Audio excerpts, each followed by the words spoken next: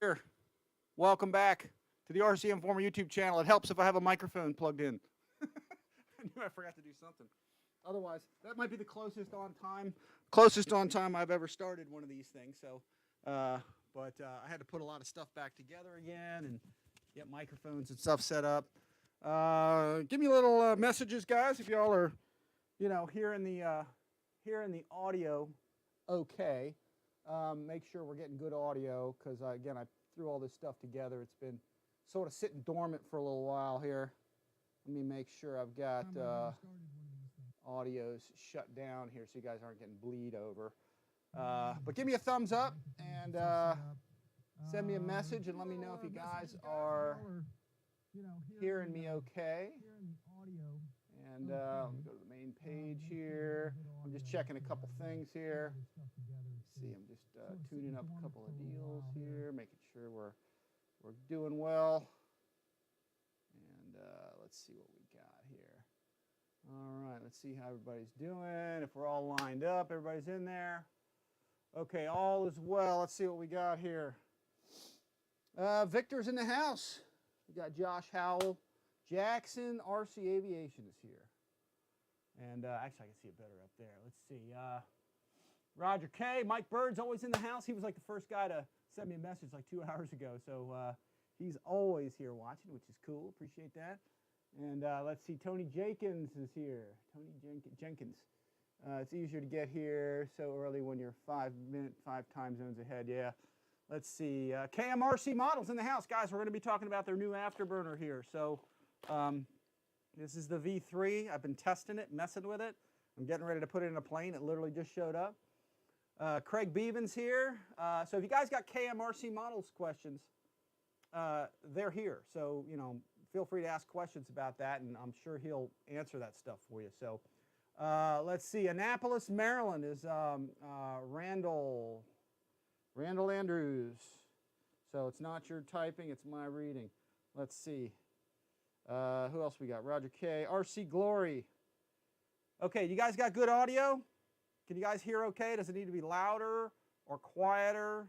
Or are you guys getting it like, okay, I'm trying to talk through this thing. I got it rigged up. I haven't had any audio glitches. I often have a lot of audio glitches, but it always seems like the audio is the issue for me.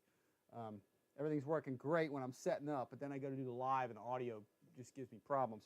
Or in this case, I didn't turn it on to start with. So, but the first broadcast of the year, guys. I want to thank everyone for coming on a Sunday. Got some cool stuff to show you. We're really going to be talking about like 3 main things today. One is going to be that one, USTE, the UST Scale Truck Expo that's going on. It's like the largest truck event, RC car, and we're going to be there. We'll have some stuff. We'll have Amy will be driving her pink, her pink bad baby around. She'll also be driving her Jimny here, which she's been really excited about. So we're going to be driving a bunch of cars there and stuff. And so we'll talk about that a little bit. And then we're going to have the universal afterburner, guys, which we just talked about, and I'll go into that. This thing's cool. It's got a lot of features. We'll cover all that stuff. And I think this is going to start becoming the afterburner of choice. I do a lot of them on the channel. I love these because they're simple to install. So, okay, let's see. Let's see. Could you please turn the volume a little louder? Okay, that's good to know. I'll crank that up. Let me see if I can get a little more volume going for you guys. I cranked it up just a little bit. Let me see if I can get some decibels going here and raise the volume. I don't want to mess with that. Let's try here. I think there's a thing on here to do that with. All right, let's see if we got any louder now. Let me see. Oh, I clicked on that was to shut it down. My bad. All right, let's see. Let me go to dBs and see if it'll let me mess with that. Audio properties.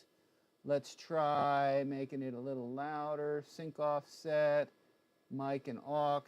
No, that ain't going to change anything. Oh, here we go. Here's the dB. Let me see if I can raise that a little bit. Okay, you guys getting, I'm going to raise it a couple of decibels. Let me just go up like 3. There we go. All right, can you guys hear me okay? Are you guys good on the audio? And let's see. So again, USTE, we're going to talk about that, the Truck Expo a little bit. We're going to talk about the new universal burner at KMRC, really cool. And then, of course, the Bushmaster, direct from Italy. So, Fragile, it must be Italian. and we'll go into that. Buddy RC is making really good, and OMP, well, Buddy RC sells them through OMP Hobby is the brand. They have the nicest wood airplanes. I've got, as you guys can see back here, this is from Buddy RC also. They got, if you guys are into wood planes, they make some of the finest. So these are really nice. And this was the Decathlon we did videos of a while back. Still got it. Probably keep this one forever because it's one of those keeper, you know, all balsa airplanes that comes ready to go. And all these Buddy RC airplanes, OMP, they are all basically balsa airplanes, basically for the price of foam. I mean, it's really nice the work they're doing on those, and how nice. Wood models are always, in many ways, superior to foam. They're just more rigid, built a little bit better. And let's see. Anyway, let's get to some stuff. I got this drone I've been messing with, and as usual, guys, I've got links for everything down below. And I've been flying this little Lulin drone. It's got a camera. We're going to do some more videos on this thing later. But I was just kind of screwing around with it here a little bit, and see if I can get this thing to boot up. But I was flying this in a different video I did with you guys, and I just flew it a little bit. And it's a good kind of entry-level type of a drone for folks. And it just teaches you the orientation of flying one of these things. And I got a link for this thing down below. And I damaged a prop on this, but it's basically a hands-free drone. It'll sit there and fly by itself. And it lets you get used to flying one. It's got a camera on it. But I put a link below, guys, so you can see this thing in the Amazon store. And it's a nice company, and it's a nice little entry-level drone. They have some more advanced ones. But it pretty much will hold its position and do what you want it to do. And you can really learn how to fly a drone with something like this that's very inexpensive. So I'm going to have more videos on this later. I just haven't had a whole bunch of time to screw with it. But you can see it pretty much hovers by itself, and it'll stay in one place. Like I said, I damaged the rotors on it, so I dinged one of them up so it kind of drifts a bit. But you can see it's pretty stable for kind of an entry-level drone. Anyway, but I put a link for this below in the video so you guys can check out. When you're flying it towards yourself, you got to kind of think a little bit backwards when you're doing that. But,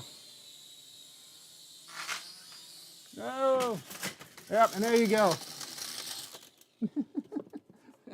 All right, that happens. So I've got to redeem myself here. Let's do this. Let me get this booted back up. I was doing a nice landing for everybody. Here, let's see. Let me get this straight. Let's see. I've done that many times. Let me see. Let's see if I can get that going again. Here, we'll fire that up and see what we got here. All right, it's flashing at me. There we go. No, there we go. It's got it booted up. You got to move the sticks to the rear to the corners to get it to reboot. So I probably got another ding in a rotor now. But anyway, while people are kind of getting into the chat here, I'll just kind of fly it around a little bit again. But all right, let's see how many people we got here. Let me see, what do we got here? No, don't do that. All right, bring it back over here. Bring it down a little bit. There we go. Let's see what we got here. Bring that up. All right, I'll land it, and then we'll talk about some things here. Close enough for government work. All right, the Lulin drone. Check it out. Links are below, guys. And stop fooling around with that thing. Let's see. Let me make sure that thing's off. There it is. All right, it's off finally. All right, no more drones for today. Nothing but trouble. All right, let's see what we got here. Let me see here. Let me move this thing over and get... okay, we got 30 guys in the house. I think we're probably pretty much good to start. Let's see. Jackson's here. Yeah, the OMP Bighorn's real nice. And I haven't had that one. I haven't flown that one. I've flown the Challenger. That's really nice. But if you guys are in the area, I'm going to throw this up there so y'all can see it. Let me just do a little promo for the USTE guys because it's a really cool event to go to. But let's go, let me get that up there. No, that's not going to throw it up there for me. Let's do this. Oh, no, that's Flying Tiger. Flying Tiger RC. I did an update on my, is that not going to show up? Oh, no, it is up there. I did an update on my OBS, and it decided to like reset everything. So a lot of my logos went away. So here, let's do this. Let me get you guys this so you guys can see the Ultimate Scale Truck Expo. We went to this last year, and it was so cool. So if you guys are around, you want to go to a very cool event that everybody can kind of get involved with, this is the one. This is the USTE, okay? The Ultimate Scale Truck Expo. It's the largest, you know, car event, I think off-road car event like ever. So let me see if I can reset that. Here, let's see if it'll put that up there. There's lots of sponsors, lists and stuff, but it was a great event, and we put a couple videos on the channel up about it, so check it out, and it's fun. They got a lot of crawler course. FMS has sponsored the crawler course and another course that I showed you guys videos of another time. But if you guys are around in the Williston, Florida area, around Ocala, Gainesville, great event to go to this weekend coming up, 17th through the 19th. It is a ton of fun. Lots of kids there, you know, driving cars and stuff, and you guys can, you know, there'll always be somebody that'll probably let you borrow a car and drive around. Lots of sponsors, as you can see, and the list goes on and on and on. So great thing to check out, great event to check out. Let's see. We'll talk a little bit about KMRC, but for right now, let me show you real quick. Buddy RC, once again, there's your Bushmaster, and we're going to talk more about that. I got links below for this too, links below for KMRC, so anytime you use our links, it does support the channel and all that stuff. So let's see, and here's the KMRC burners. I think we'll probably talk about that first, and then we'll get into the building of this thing, okay? Or let's get it out of the box. We'll probably build as much as we can, or at least talk about the parts and stuff. But if you guys go to KMRC, KMRCmodel.com, you'll see the V3 burner, and quite simply, you really can't beat this thing for its ease of installation. It's really inexpensive. The features on this new one are awesome. It's lightweight. You can't beat the price on it. I mean, it's very inexpensive. And for those of you guys that are interested, they have some of the original version ones that I have in this one. That just don't have it'll explain what it is, but it just doesn't have the plug in and plug out for the board. So it's not really that much more difficult to route it through the plane. It's just the board's just attached to the wires instead of having a disconnect. So, and I'll show you that here. So, but for 25 bucks, you got a nice burner. I mean, it's just, you can't beat it. So I routed my original ones through without having to remove the board because the board's really tiny. It's just this little teeny tiny thing here. So, and of course, I got lots of videos on the channel of the KMRC burner here.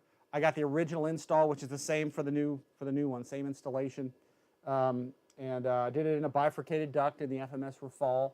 Got some videos of it in the Rafale, you know, that you guys can check out of it flying, and then some. I just did some out front in the street where it was dark, so you could see the burner lit up. So lots of burner videos on my channel, and really, if you guys look right up at the top, like right there, hang on, right there, and the title bar, like for YouTube, if you just type in KM space RC space RCINFORMER, okay, it'll pull up my videos for that. That's a real easy way to find anything on my channel, is if you type in what it is and then RCINFORMER, you'll usually pull up all my videos with changing. Sometimes you have to have it a space or change the spelling a little bit, but as long as you put in what you're looking for and then put in RCINFORMER, you'll pull up my videos on that.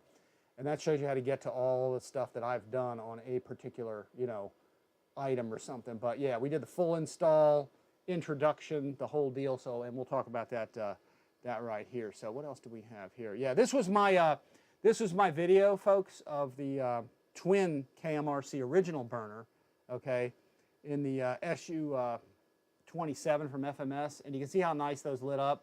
Check out that video as well. You can put FMS SU27 RCINFORMER, you'll pull this up. So let's see, did I already light those there in that picture? Let's see, let me put that, yeah, they light up real nice. They're a very impressive burner, I think, and like I said, very easy. For me, installation is everything, and when you can install something just with zip ties, I mean, it just makes it just makes life so much easier than having to go through screws or glues or any of that kind of stuff. And you really don't need to use glue on this. But you can see how nice those things all light up. I don't know why this thing's freaking out on me here. I guess I'm having a little glitch issue with the loading of this thing. Here, let me move this thing out of the way and see if that, they should light up here. Yeah, it's real nice. Like I said, we did this demo not long ago. I don't know, a couple months or 2 or 3 ago or something. But yeah, they light up real nice. And now the new ones you can turn off. So here, let me go to my chat thing here. I got a bunch of other stuff here in the windows to look at. Let me go back to here. Let me go back to here. Let me go back to the USTE and the Buddy RC thing. But let me close this. Actually, let me close this window out and just get rid of it. All right, let me try my upper camera. Make sure we're working. Hey guys, upper hand cam here. Yeah, we're working. See, here's our KMRC burner. Just checking our singularity cam.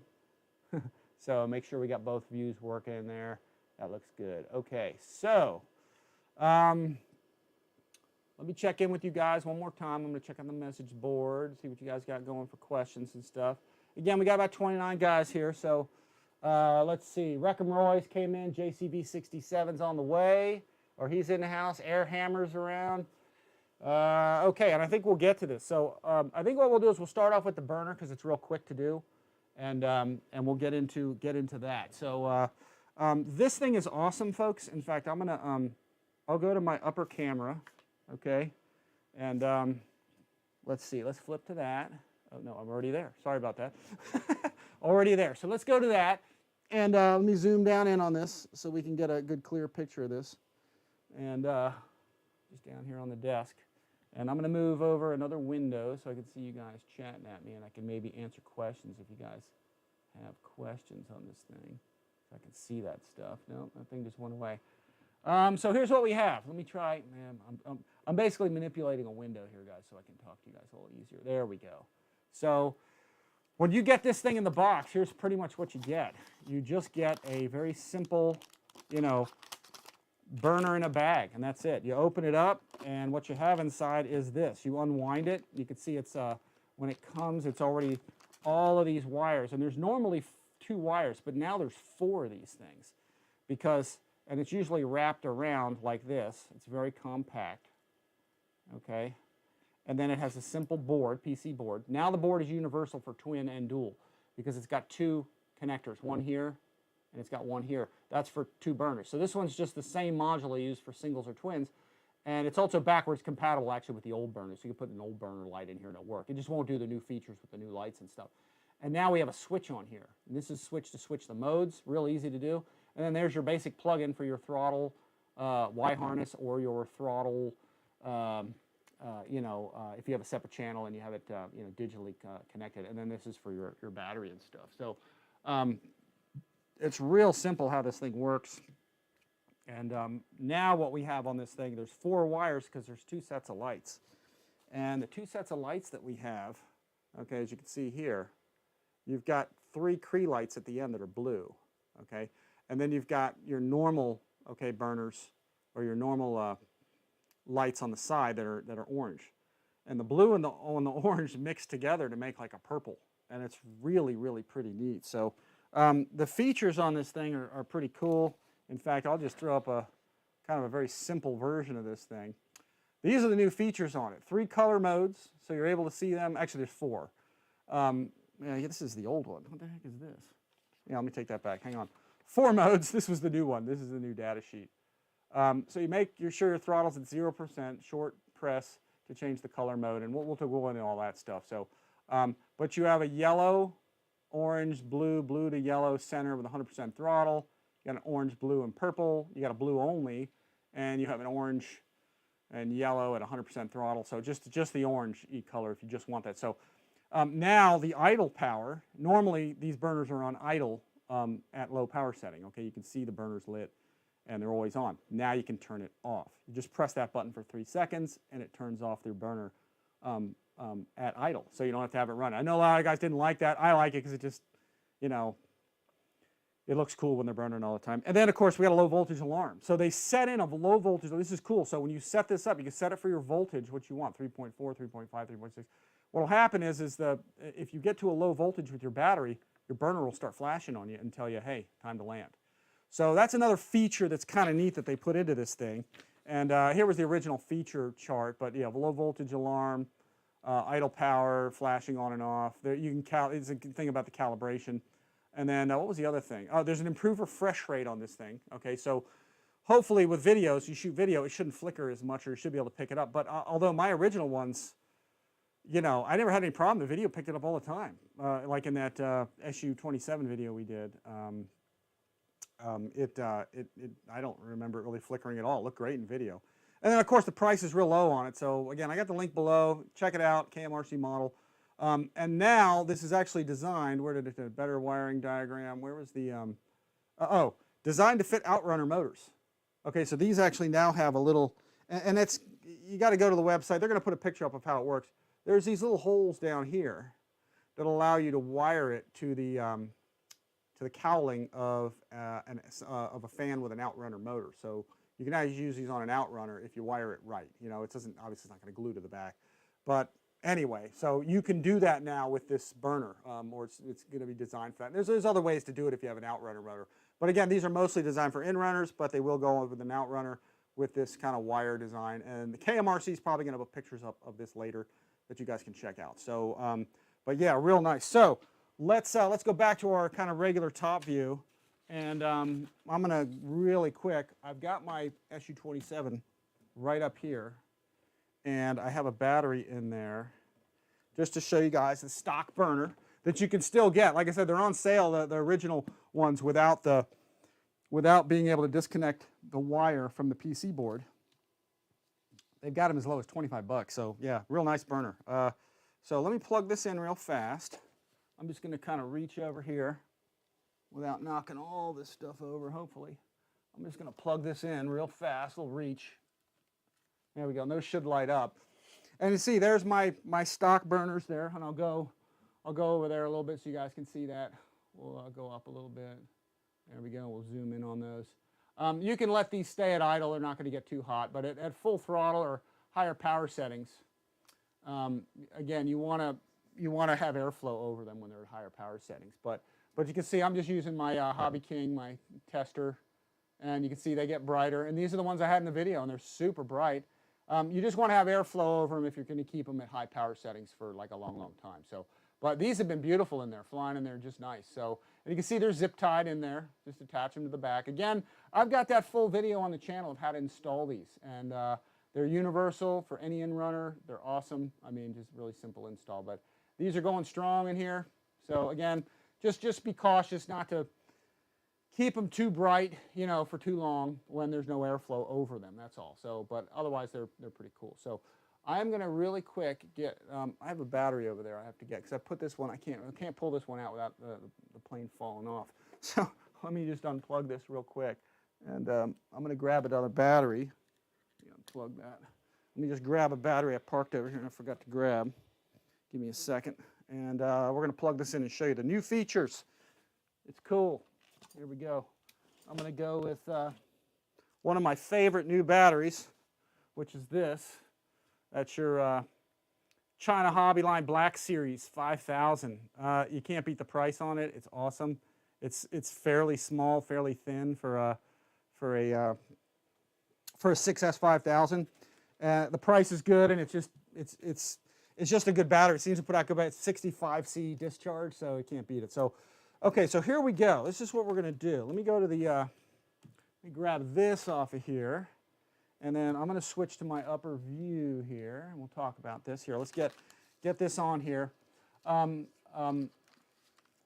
Set this up on the table here. You guys can see all this stuff.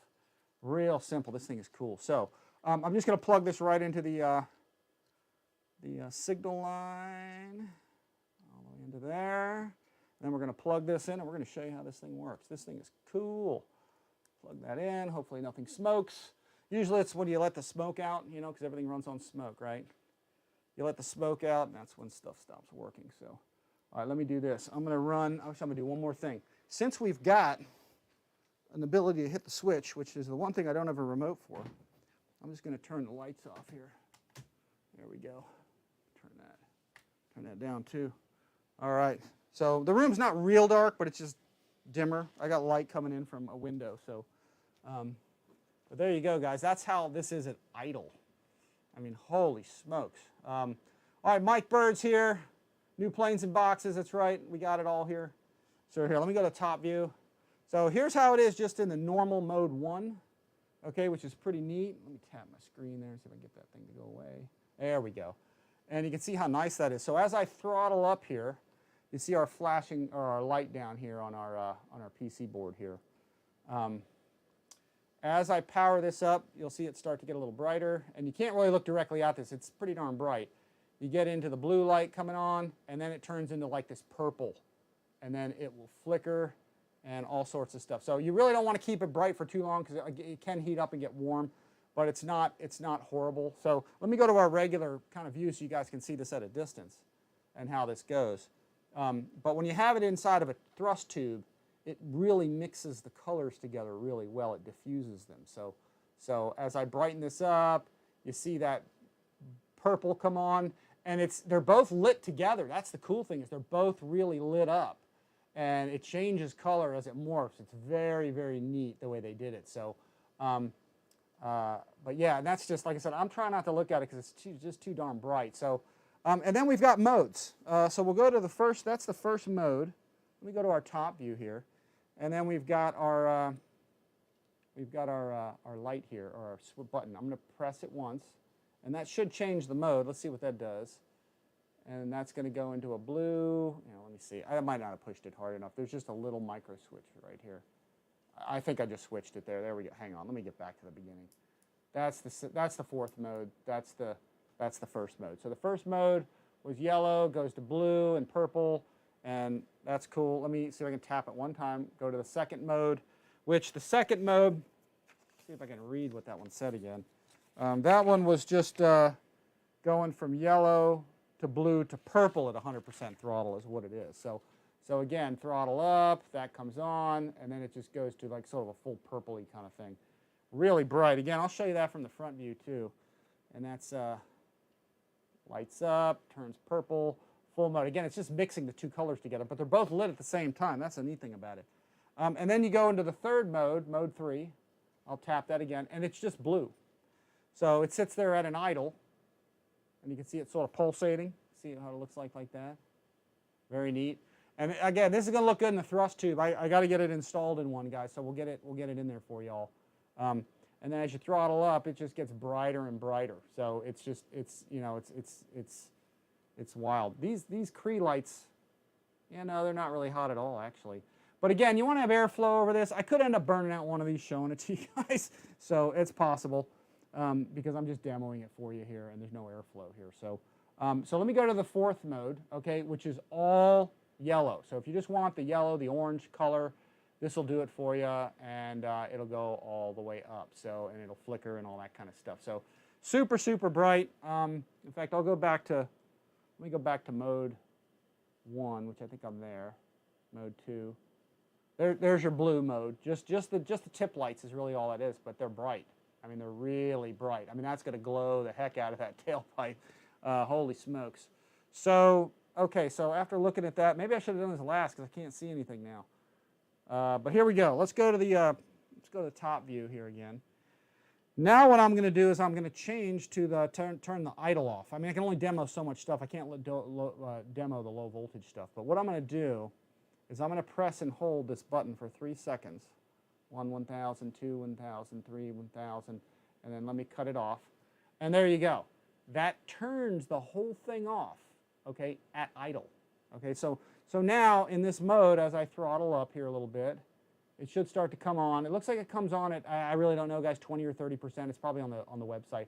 But it'll flicker a bit, and then it'll get brighter and brighter, and then it'll go into the blue mode. So it'll do this in all of the modes. So I'm going to go through the modes again. Let me tap that again, and let's see if it'll do that again. So it lights up and then goes to sort of that purple looking thing, and then there you go. So, oh, somebody left a comment there. What was that comment there from Rich? You may want eye protection. Yeah, I know. Well, that's why I'm not looking at it. I'm actually looking away. I have to look towards it every once in a while, but yeah, I'm not really looking directly at it. I'm just showing it to you guys. I'm looking at it directly in the screen, which is not very bright. Okay, but I can't look at it directly. It's just too just too darn bright. So let me go next to the third mode, which I think is just blue. I just clicked the button. Let's see. So yeah, it just comes on blue. But here, this, like I said, this gives you the ability to turn the thing off, okay, while you're at idle. And again, I'm not looking directly out. I haven't been this entire time because I can't. So I'll probably be in spots, seeing spots for the rest of the day. So yeah, I should have brought my sunglasses. But yeah, it's super, super bright. This might be one of the brightest I think I've seen. So, but yeah, very, very neat. So, so for those of you that got jets that have that sort of, you know, you've seen some jets fly where they have a bluish, purplish flame at different power settings instead of a bright orange or whatever. You know, this is like the burner to have.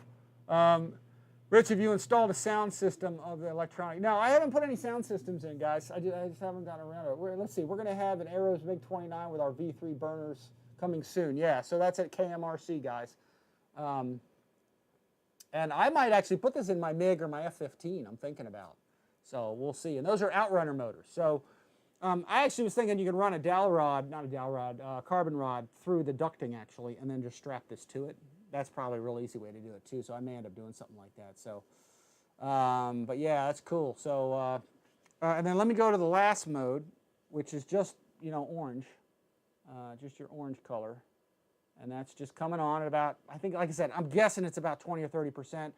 The KMRC model guys can comment on that maybe here, because I don't really remember. I could go and look at the website and see, but yeah, it comes on sort of at a normal afterburner time and then kind of throttles up. So yeah, awesome features, guys. Very innovative, and it's lightweight, and it's inexpensive, and it's easy to install. The wires are a little thin. I've heard people say that hey, the wires are really thin and stuff. Yeah, but you know what? There's plenty of insulation on them. I haven't had problems with the others I have installed and stuff. So they seem to do well. There's 4 wires, but that's just the thing. They're super, super thin. They're not really thick wires. So, you know, check your insulation. Be careful installing it. But I haven't had any problems with the thinness of the wires. That's one of the things that actually keeps it very, very lightweight. Lets it go through the fuselage a little easier. Yeah, you might even want to tape. You can even kind of tape this up if you wanted to. Put a little bit of tape around, maybe every couple inches if you really wanted to. But I don't think you need to. I don't do any of that. I've never done that, and it seems to be okay. But the thing that's cool about this too is like I said, the PC board is so small. It's such a tiny little thing. Here, let me see. In fact, you know what? I'm going to pull my camera down. Let me telescope it on down here while I'm sitting here. But you can see how small this thing is. It's a very, very tiny, tiny module. This thing. So again, just so you all know, KMRC is having a sale on some of these. And they are honestly trying to clear them out because they've got the new versions of it, but it's a sort of a really great opportunity to get an inexpensive, you know, burner. So if y'all are interested in one of those, I will try to right here highlight it for you here. You can see right there, they have the original versions, which are just the orange color, okay, for like 25 bucks, okay. And the difference is like this connection right here and this connection right here. I think actually one or both, I don't remember. Are actually soldered to the board, so you can't unplug this, you can't unplug that. But it's a very good price on a very inexpensive burner, and honestly, this PC board's so thin that I snaked my original one through the fuselage without any problem. So great opportunity. Once they're gone. So, you know, great deal on the initial burner. But as you can see here, they've got the, you know, the upgraded versions, or the version 3 that I'm showing you here now, also available here. So they got a single motor and a dual motor, and they're probably about the best prices that you can find, you know, for a full-featured burner like this that has all those features. I'll be messing with probably the low voltage cutoff and all that stuff when I'm flying the plane. I'll probably take one of my planes as I'm flying one of these, and I'll drive it to a low voltage, you know, or lower, and then see it flicker or something. Or maybe I'll get it on the ground when the battery's low, and then do it on the ground to see how it works out. But you know, as I light this up, you can see it's super, super, super bright. Again, I'm not staring at it. I don't know, maybe I'm melting my camera lens too because it is so bright. But yeah, it's super cool. Let me go back to mode 1 again.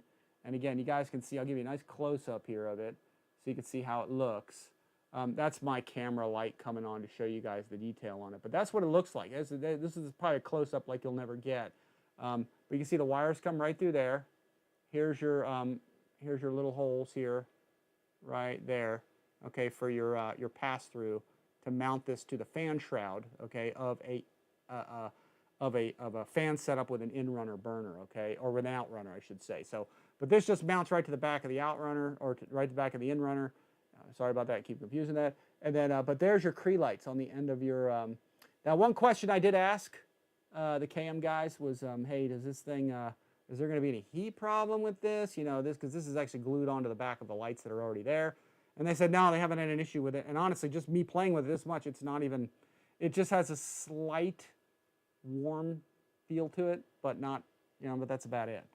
So, but yeah, really nice design. Here, I'll light this up close up. I'll look away. There we go. We'll get into the blue lights flickering. And like I said, the combination of that and the thrust tube, I can't wait to put these in the thrust tube. In fact, I'm probably going to put, I think what I'm going to do is I'm going to put this inside my, my J11, because the J11 burns like that. And in fact, on the KMRC site, which I'll put up right here, let me see if I can get that lit up one more time. You can see there in this picture, it shows the blue lights, purplish lights in the J11, because I think that's kind of how that jet kind of lights up like that, kind of a purplish, bluish, and at certain phases of the throttle. So yeah, really, really cool, guys. I'm impressed with this, and you just can't beat the value for it. And like I said, I've been running them in my planes and haven't had any problems with them, so it's been a good deal. So let's see, does anybody else have? Yeah, KMRC's in the house, guys. So ask them questions. They're right there. He'll be more than happy to. Yeah, that's yeah, you're right with the full brightness. Like I said, I'm not looking at it, and you guys don't want to look at this thing, okay, when it's fully lit. So, are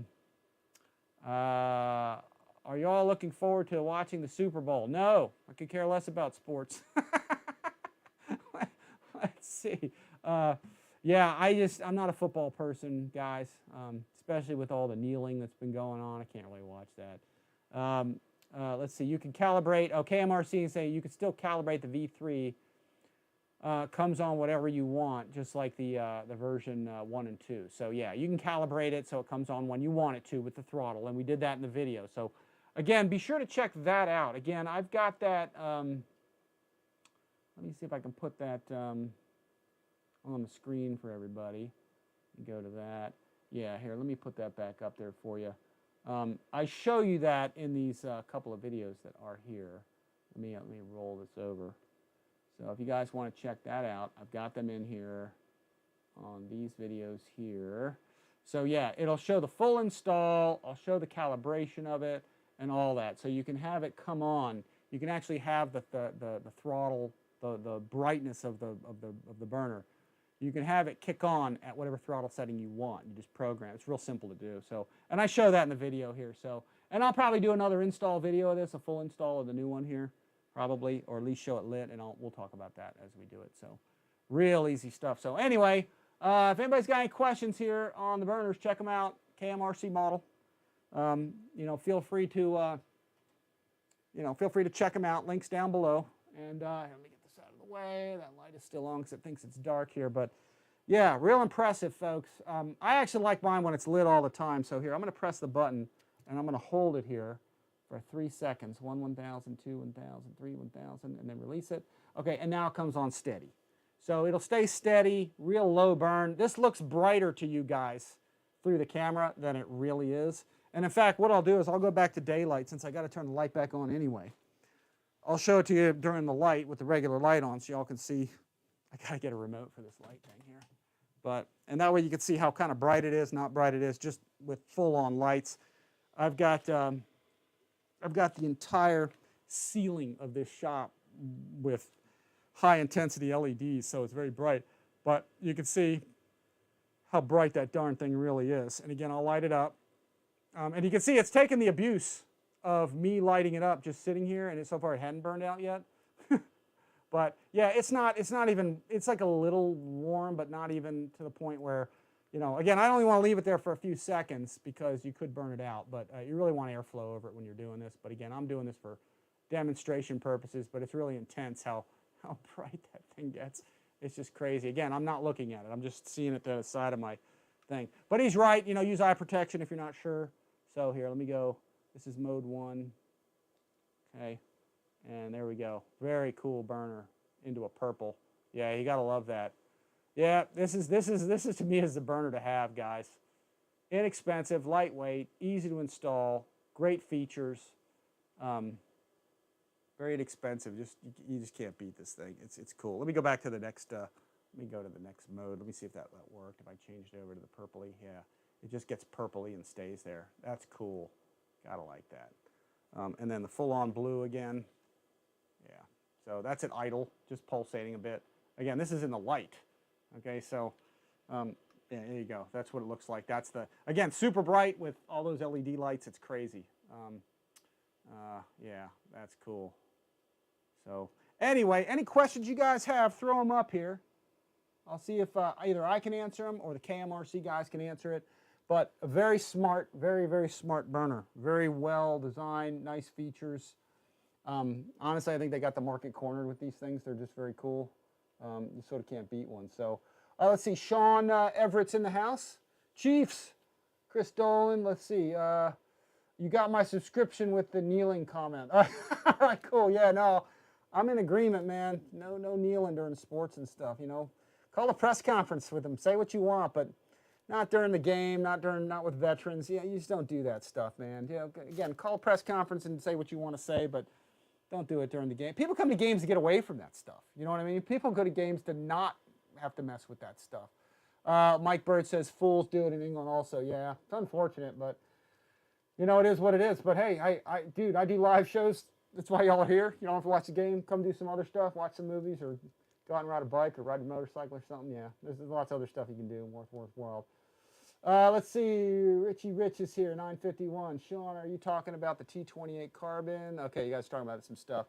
I wish I could spell carbon. Yeah. All right, cool. So burners, awesome. From KMRC, version 3, baby. Can't beat this. Can't wait to get it in the J11. That's where it's going to go. And that's the orange mode. Lots of different modes and stuff. Let me see if I can get back to it. Is that the normal? Yeah, there's our blue fire. Yeah, eye protection. What kind of eye protection? I got to have like some welding goggles on or something for this thing. So I may not be able to see enough to build the next plane here. All right, let's unplug that. We'll give it a break. And real seriously, guys, this thing, after all the fooling I've been doing with it, it's a little warmer now because I just did all that stuff with it, but it really, even at idle, it's not that bad. And I was jacking with this one all last night, but get some airflow over it. Again, don't light it up too much. Get some airflow over it. So loving it. Gonna have to get me one. Yeah, check it out. Again, KMRC Models. I'll put the link below. Website's there. Real nice group of guys there. Real nice guys selling this thing, and just awesome. So let me put this stuff away. I'm just gonna kind of throw this on the back deck. And we're going to get to the full unboxing here, guys, of my Italian wood airplane here. Let's see, we'll get this going. Put this stuff up. All right, what's going? Anyway, I appreciate the subscription, guys. Thanks, Sean, for that. And if you guys can, pass it on. Let people know, hey, subscribe to the channel. You know, leave a comment. All that stuff helps. You know, just liking, subscribing, all that stuff, it really supports the channel. And then again, any of my links you guys use to buy something, it supports the channel well. So, okay, I'm getting a bitrate warning. Let me look at something here. Let's see. The stream's current bitrate is blank, is lower than the recommended bitrate. We recommend that you stream at 4,500 kilobytes. All right, let me try that. It says open the widget. Warning, good. Okay, you guys are getting good connection. I'm not seeing anything that, I don't know. I'm not getting that warning again. All right, well, let me see here. Are you guys receiving me okay? Are you guys getting any pausing? I'm showing a real good connection, so I don't really see why we should be having any problem with anything. So if you guys can, leave me some comments and let me know that you're still receiving. I don't know. It's showing good connection. It's not showing any hesitation, so everything looks good. Okay, from Chris Dolan. Okay, good. It was giving me a warning, but it seems okay. All right, good. All right. Trying to pay attention to that. Sometimes I'm not paying attention to that. Like I said, Miss Amy's going to be out there driving her her pink bad baby there at the USTE next week, or this week coming up. So, okay, guys, it's time for the big tamale. So, Must be Italian. Fragile, fragile. Must be Italian. I think it says fragile, honey. Oh yeah, oh yeah. So y'all know that movie. Let's see. All right, let's get this out of the box. Again, we're talking here about from Buddy RC, the OMP Bushmaster. I'm going to throw on the screen for everybody to see this thing real fast. Throw the website up here. So if you guys go to the main page of Buddy RC, let me see if I can go to the main page. Yeah, boom, there we go. They have a lot of stuff there, and they've got really great receivers. They even sent me here. I even got this. Buddy RC has a lot of lemon receivers there. So if you guys want to get a receiver for this, their prices on receivers are really good there that are all DSMX compatible. Let me take this screen and just kind of slide it over a bit. Let me get that out of the way. This came taped to the side of the box. It was kind of funny. He had sent this thing literally taped, like it was stuck here, like on the side, and it was just all taped and wrapped around and stuck there. So I don't know if he normally does that, but that's kind of how it was sent. But on the top view here, guys, they've got a lot of lemon receivers there. So if you guys use my link below, that does support us. Again, appreciate that. And we're going to use this in here. This is a full-on telemetry receiver, and it wasn't very expensive. I mean, I think it was like 30 or 40 bucks or something. So all DSMX compatible lemon receiver. So, you know, don't hesitate to get a receiver from them too for this thing. So, yeah, real impressive. And it also comes with a voltage sensor. So I'll mess with that. We'll talk about that probably a little more when I fly the plane for y'all, and we'll get into that. But great prices on receivers there as well.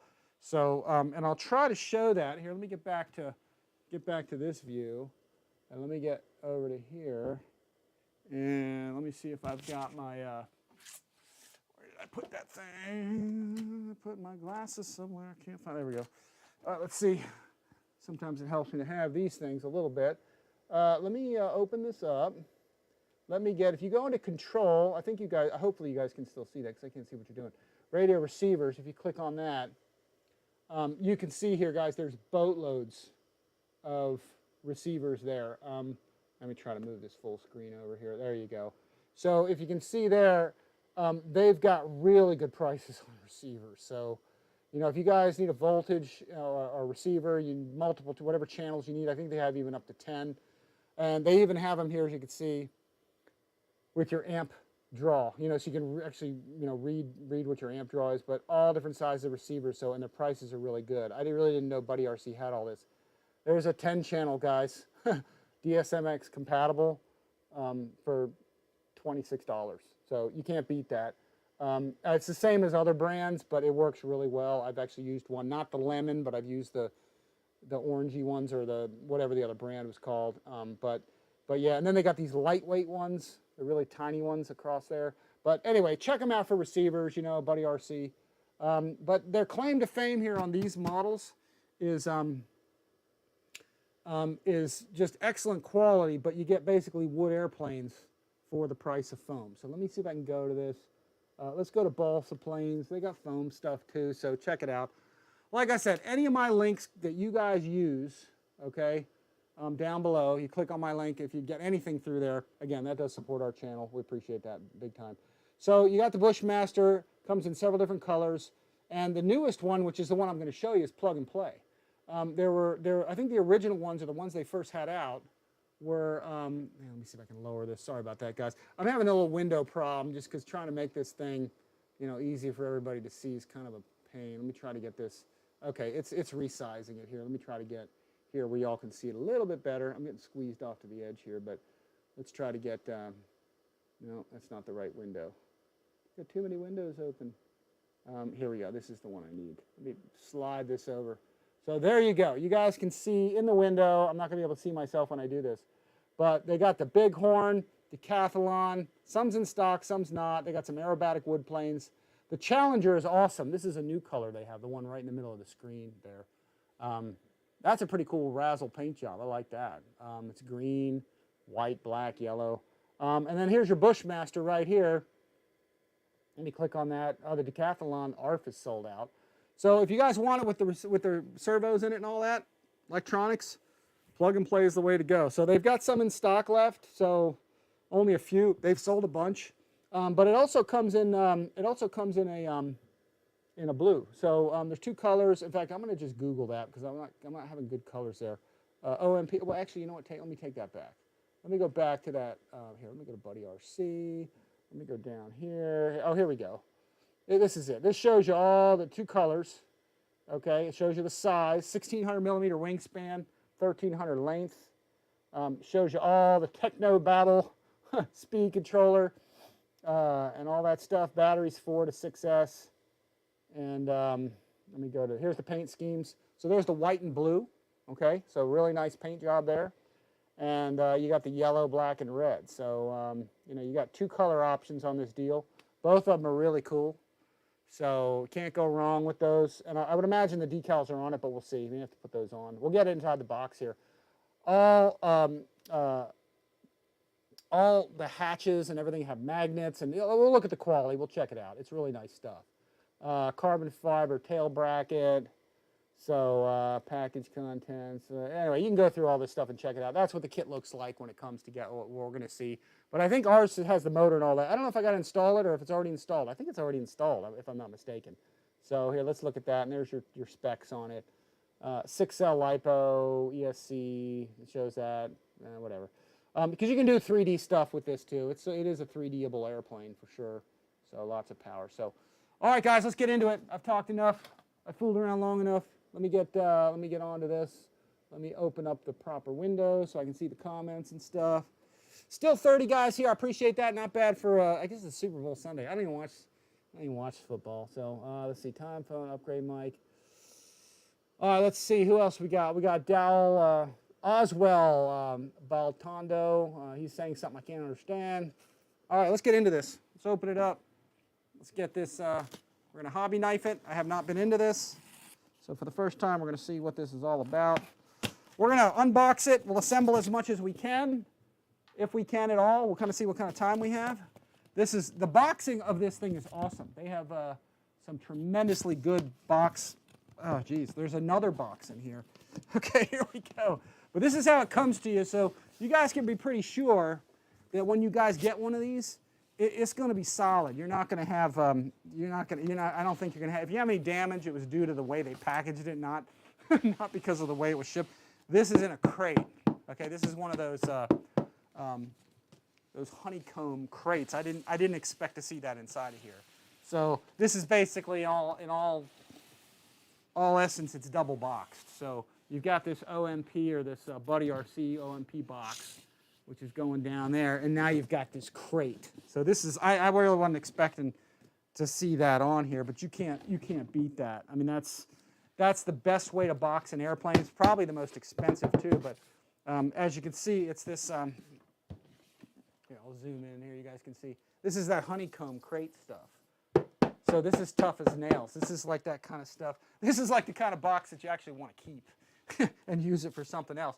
In fact, I kept one from another plane, my aerofoam stuff. I kept all those boxes, and I used it to mail something else to someone else that I needed to, because if you know that, if you want something to absolutely positively get there in one piece, putting it in one of these crates is the way to go. So let me try to get this. Probably the hardest part of this thing's going to be taking it out of the box, because they designed this to get nailed without getting damaged, for sure. So I'm just cutting around the edge. There we go. It's peeling away now. I can get my knife in there. Probably got to be careful not to cut the model inside, but I'm sure there's plenty of padding in there. This is like when you go to Costco and they sell you some stuff in bulk and it's in the plastic and it's almost impossible to get it out. This is one of those deals where this is hard to get out of the box because it's so well boxed. Here, let's get this. Yeah, like I said, this is the kind of material I keep because I may need to, rebox something later with it or ship something where I want it to survive the survive the journey. This is the kind of box to use. So this is a keeper box for sure. So let me see. Let's get this thing. There we go. Wow. And then they got a little glue.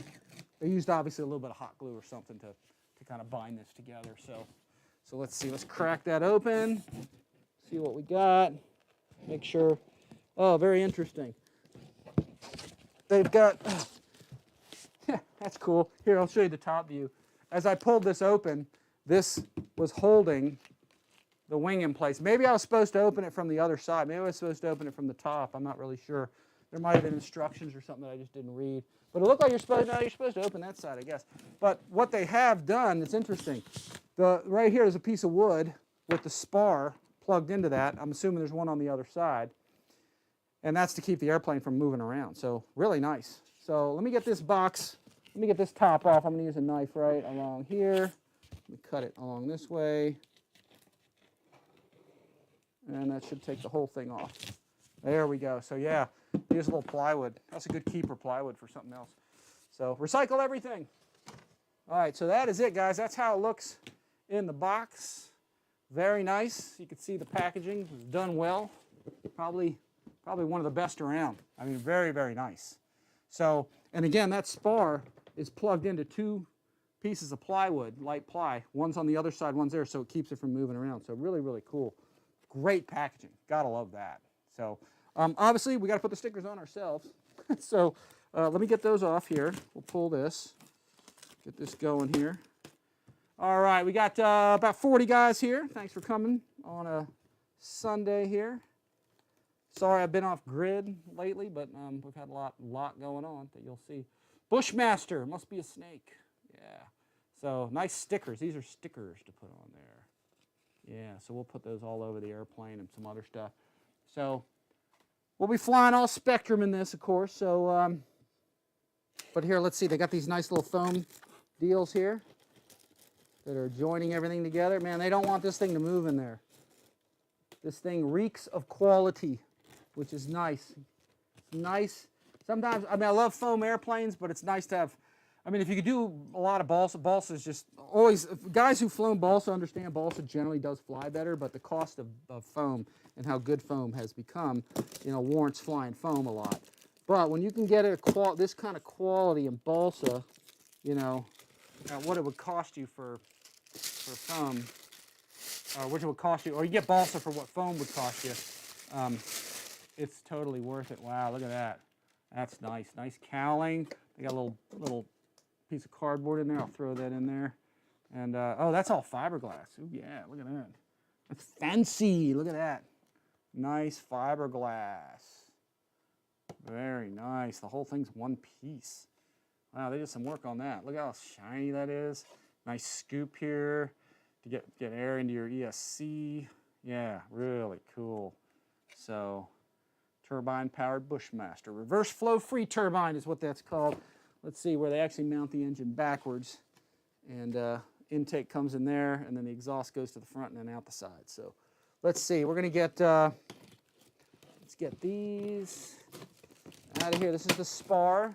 This is very well packaged.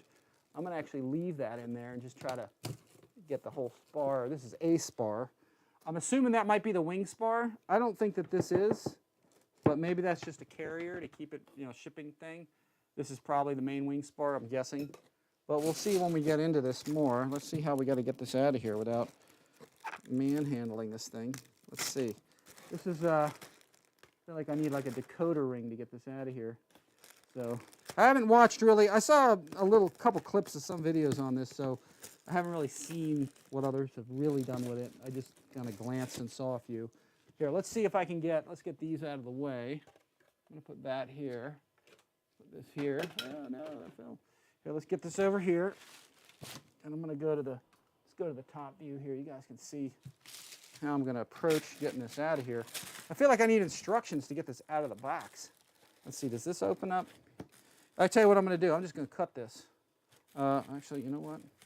What's a better way to go? Yeah, you know what? Maybe I'll just, can I slide that out? Oh, you can slide those out. That's probably what I should have done. Slide that. I'm going to cut this up here. I'm sorry for blocking.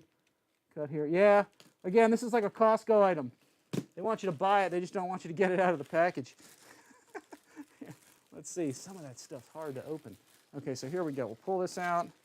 Let's slide the two of these out of here. See if I can get those out of their place. Slide them. Yeah, really nice. Hopefully I'm not dinging anything getting that out of there. Yeah, I feel like I need a manual to get this out of the box. All right, very cool. Those are your 2 wing panels. Okay, we got that out of there. Oh, the stall fences, the vortex generators. They're already on there. Very cool. We don't have to put those on. Nice. Nice fences. Very cool. And I don't have to, like I said, I don't have to put them on there. Stick that up there. There's a horizontal.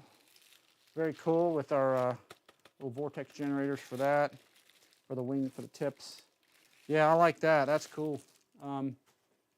Here, let's see. Let's pull this. So we get the fuselage out of here without dinging it too much. Got to get down here. Let's see. Let's see. All right, let's get this. I'm just going to cut this because I can't think of a better way to get on into this with this. Pull that out. Here, you know what I'm going to do? I'm going to flip this too because I can get to it better. You guys can actually see it better that way. Here, let's go with that. Here, let's see. All right, we'll pull. I'm going to pull this out because I think that'll help us slide this around. I think that's just for transport. I'm pretty sure. Here, let's get. Yeah, very interesting. I feel like I should have read a manual or something about how to get this out of the box. There probably was something I ignored, but we'll just kind of see. Okay, it looks like this comes with all the electronics, of course, but you got to put some of it together, it seems like. So we'll see how much we do today or not. But here, let's pull this whole thing out. Very nice fuselage. It's big. Big size, big size. Let's get this out of here. All right, let's see. Now we're getting no data and a warning of our current bit rate. All right, let's see. Wow, they really don't want you getting in this thing, do they? All right, folks, I'm getting a warning again about bit rate. So are you guys having any problems with getting the stream? Leave me a couple comments because I'm getting a warning on the bit rate thing again. So I'm really not sure if it's good or not. So if you guys don't mind, leave me a comment or two and let me know if you're receiving all this. Let's see. Let me open the widget. Let me close this. Still showing I got a good connection, so I don't know what the warning's all about. You guys getting this okay? Yeah, you're good. I don't know. I'm getting these little warnings and stuff. So Ian Bowen is in the house. Let's see. Rick Bruce Roach. Let's see. Ronnie Malone. Love balsa planes. I have been building balsa R planes since 1971. Yeah, I've been doing it. I was only 1 year old then, so so I really couldn't do that. But it's good to recycle. Oh yeah, yeah. These boxes are the best. You want to hang on to those things. So let's see. Yeah, this is a big airplane. Let's see. We'll get this. Here, let me slide my thing over here, my chat log, so I can watch it while I'm doing it. Sometimes I got to close that chat log, and then I can't see what you guys are doing as I'm doing this, or can't see what you're saying. Okay, I'm going to go to the top here so you can see this. This thing, man, they really won't want you getting in this thing really that well. But this is interesting. The motor is actually, if you see down here, it's not attached to the, it's attached with the wiring, okay? But it's inside this corrugated, or this honeycomb structure. They've got this whole thing glued down in here. That's bizarre. So, I mean, I'm going to need some serious tools to get in there, like to get that out of there. So let me just pry that out of there. Man, they got that thing very interesting. I don't want to use a knife because I don't want to damage it, but man, you need some serious tools to get in there with this thing. I don't know if I want to unplug it because I don't know. Well, it doesn't really matter because if I, wow, they really got that thing. I'm going to have to cut into that a little bit. I hope you guys can see in there. Yeah, it's like they don't want you to get in there. I feel like there should have been some instructions on the side of this thing of how to open it. Well, it's well protected, I got to tell you that. There's no way that I think there's going to be any harm to this thing. Maybe my knife as I'm cutting it open, but other than that, here, let me grab a screwdriver here. I'm going to drop this thing out of here. I have not seen such boxing kind of done like this, but hey man, it is what it is. Nope, I don't want to hurt that thing. Here, let me cut along the glue joint here. Hopefully I'm not cutting into anything important. Wow, that's crazy. They do not want you to have at this motor. Wow. Well, if they use that glue to put this plane together, it's not going to break. Wow, look look at that. I'm going to go through the box just to pry that. I really don't want to make a hole in the box, but geez. All right, let's see. There we go. All right, pry it out there. Look at that. Holy crap.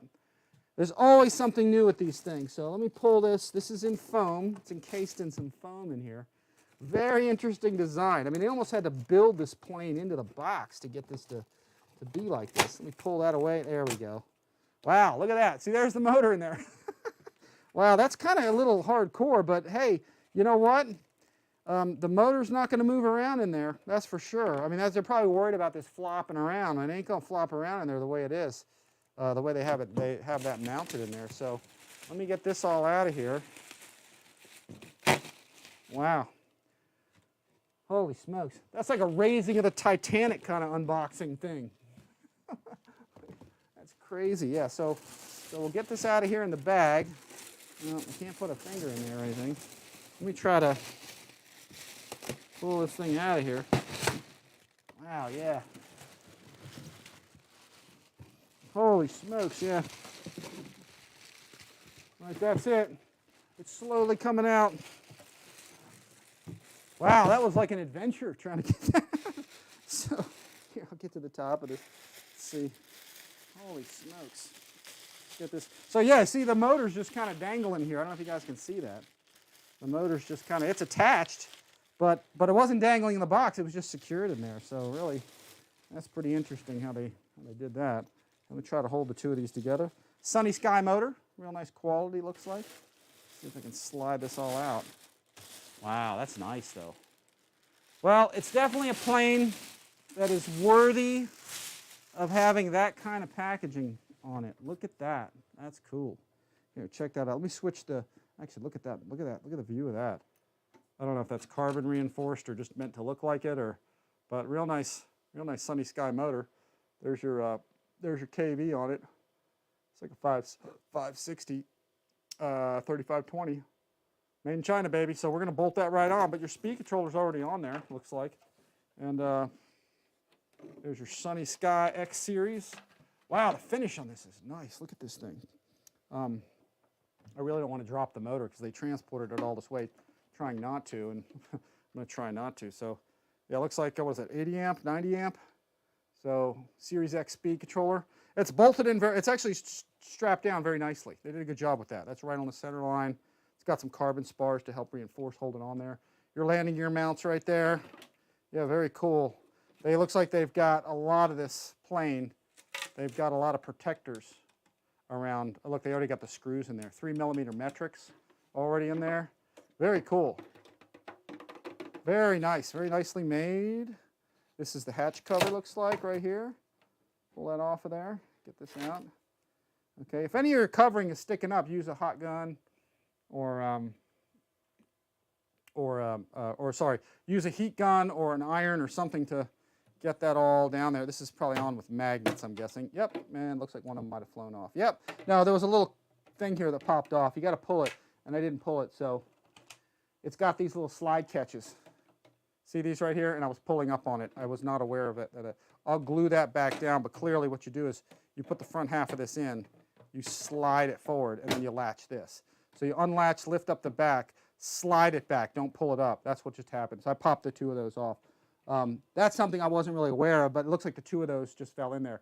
I'll just CA that back in place. That's not a big deal. But that's just, they probably ought to put a little label on there that says something like, hey, slide back before pulling off or something, because that's easy to break. Looks like they used some, looks like they used wood glue or something to put that on. I'll just CA that back in place. Again, just a little slide catch thing. So, but for now, I'll leave that kind of on the ground. Let's see, there's your latch mechanism. Very nice though, very cool. So, yeah, it would be good to have a note on that thing to slide this, lift up, and then slide the whole thing back first before taking it off, because you will pop those off. So, but no big deal. Nice interior, look at that. Got a pull cable system there. Looks like for a rudder, already installed. Look at that, the cables are already done. All you gotta do probably maybe is tighten them a little bit. But otherwise, look at that, check that out. Nice ventilation on the underside. Very sharp, very nice the way that's set up. So, very, very cool. Nice battery strap, look at that in there. Got battery strap in there on, looks like a carbon floor. And wow, very cool. Very cool setup. So, all right, let's get back to the front view here. Go back to there, and we'll see if we can get to the rest of this. Wow, this is impressive. I like this. Here, actually, I'm going to take some of this off the tail here. Let me see if I can get a view on this here where you guys can see this. This is tough to manipulate, but I can do this. Ready? All right, here we go. There's the tail. See how nice that is? All taped down with a little bit of foam padding to protect your servos and your rods and your linkages and stuff from damaging other parts. Very nice. Ventral fin is in place. I think that's glued in. It looks like it could use a little bit of additional glue to hold it down, but there's your ventral fin. Tail wheel looks real nice. It's already bolted down. So there is some gluing to do to this. Actually, I'm going to leave this down here because this tape is holding this wire. This is your rudder, your pull cable for your rudder. So, and then there's another one down here. It looks like for, oh, is that elevator? Maybe that's elevator. Yeah, one's elevator, one's, these are both rudder and elevator. So you got cables for looks like both. Yeah, we'll see. I'll get into it here more in detail, but on the other side, yeah, there's another cable there tied down. So, all right, let me pull this out. Let me get the motor I'm going to let the motor just kind of hang there. Let me get to the front, and there we go. So I'm going to put this right on the table so everybody can see that. And I'll raise up my desk a little, oh, not too much, so we'll knock that off. And then, oh, look in here. Check it out. Let's look. There's more to see. Let's put this here. Move these out of the way. Big box, guys. Big box here. Let me put that back on. Let's see. Very nice. Yeah, like those magnets. All right, so let me get to the front view here. Let's swap there to my Rocky view, and you guys can see what's left here in the box down in here. And lots of stuff here. Rudder, landing gear, spinner. Looks like the landing gear is pre-assembled. So it looks like that's all in there. I'll cut this here. Let's see. Little one-man band here. Cut into that. See if I can cut this. And just cut little by little. Just be careful not to cut into your rudders or any parts. There we go. Let me see here. Get in there with a second hand. There we go. Lots of cutting to get these parts out. There we go. Let me cut this. I'll get that out of there. Yeah, man, this is some heavy-duty packaging. I don't know what this piece is. It almost looks like that's something you're meant to keep, but I'm not sure. So let me cut this rudder out of here. They've got it pre-hinged, so all you have to do is, looks like you have to just glue one side on, and that's about it. Careful not to cut into your material, your wood or your covering. Get down there. Holy smokes. Yeah, this definitely is an unboxing video. I'm not sure if I'm going to get time to build it as long as it's taken to get this thing out of here. Let's see, sorry guys. All right, let's cut this. Wow, this was a journey, man. This is like the 5-year mission into deep space to get this thing out. Holy crap, look at that. So there's, looks like wing struts. And we've got your prop, which is a real nice, I guess it's an EO11. Oh, ELO power system, ELO. And this is like the same prop that was on the Decathlon. And there's some stickers. It looks like a spacer. Are these metal or carbon? Oh, those are like metal, I think. Holy smokes. Real nice struts. Okay, so let me see about getting this box out of the way, or see if I left anything in here. I don't really see anything else down in here. This looks like a piece of foam that they meant you to keep for something almost down here, but maybe that's just a little insert. But other than that, that's it for the box. You can see right here, there's that inner wood piece that held the fuselage in place. And then this is a little dubious, this down here. This might have been probably just as a bumper pad, but who knows? This is one of those boxes for sure.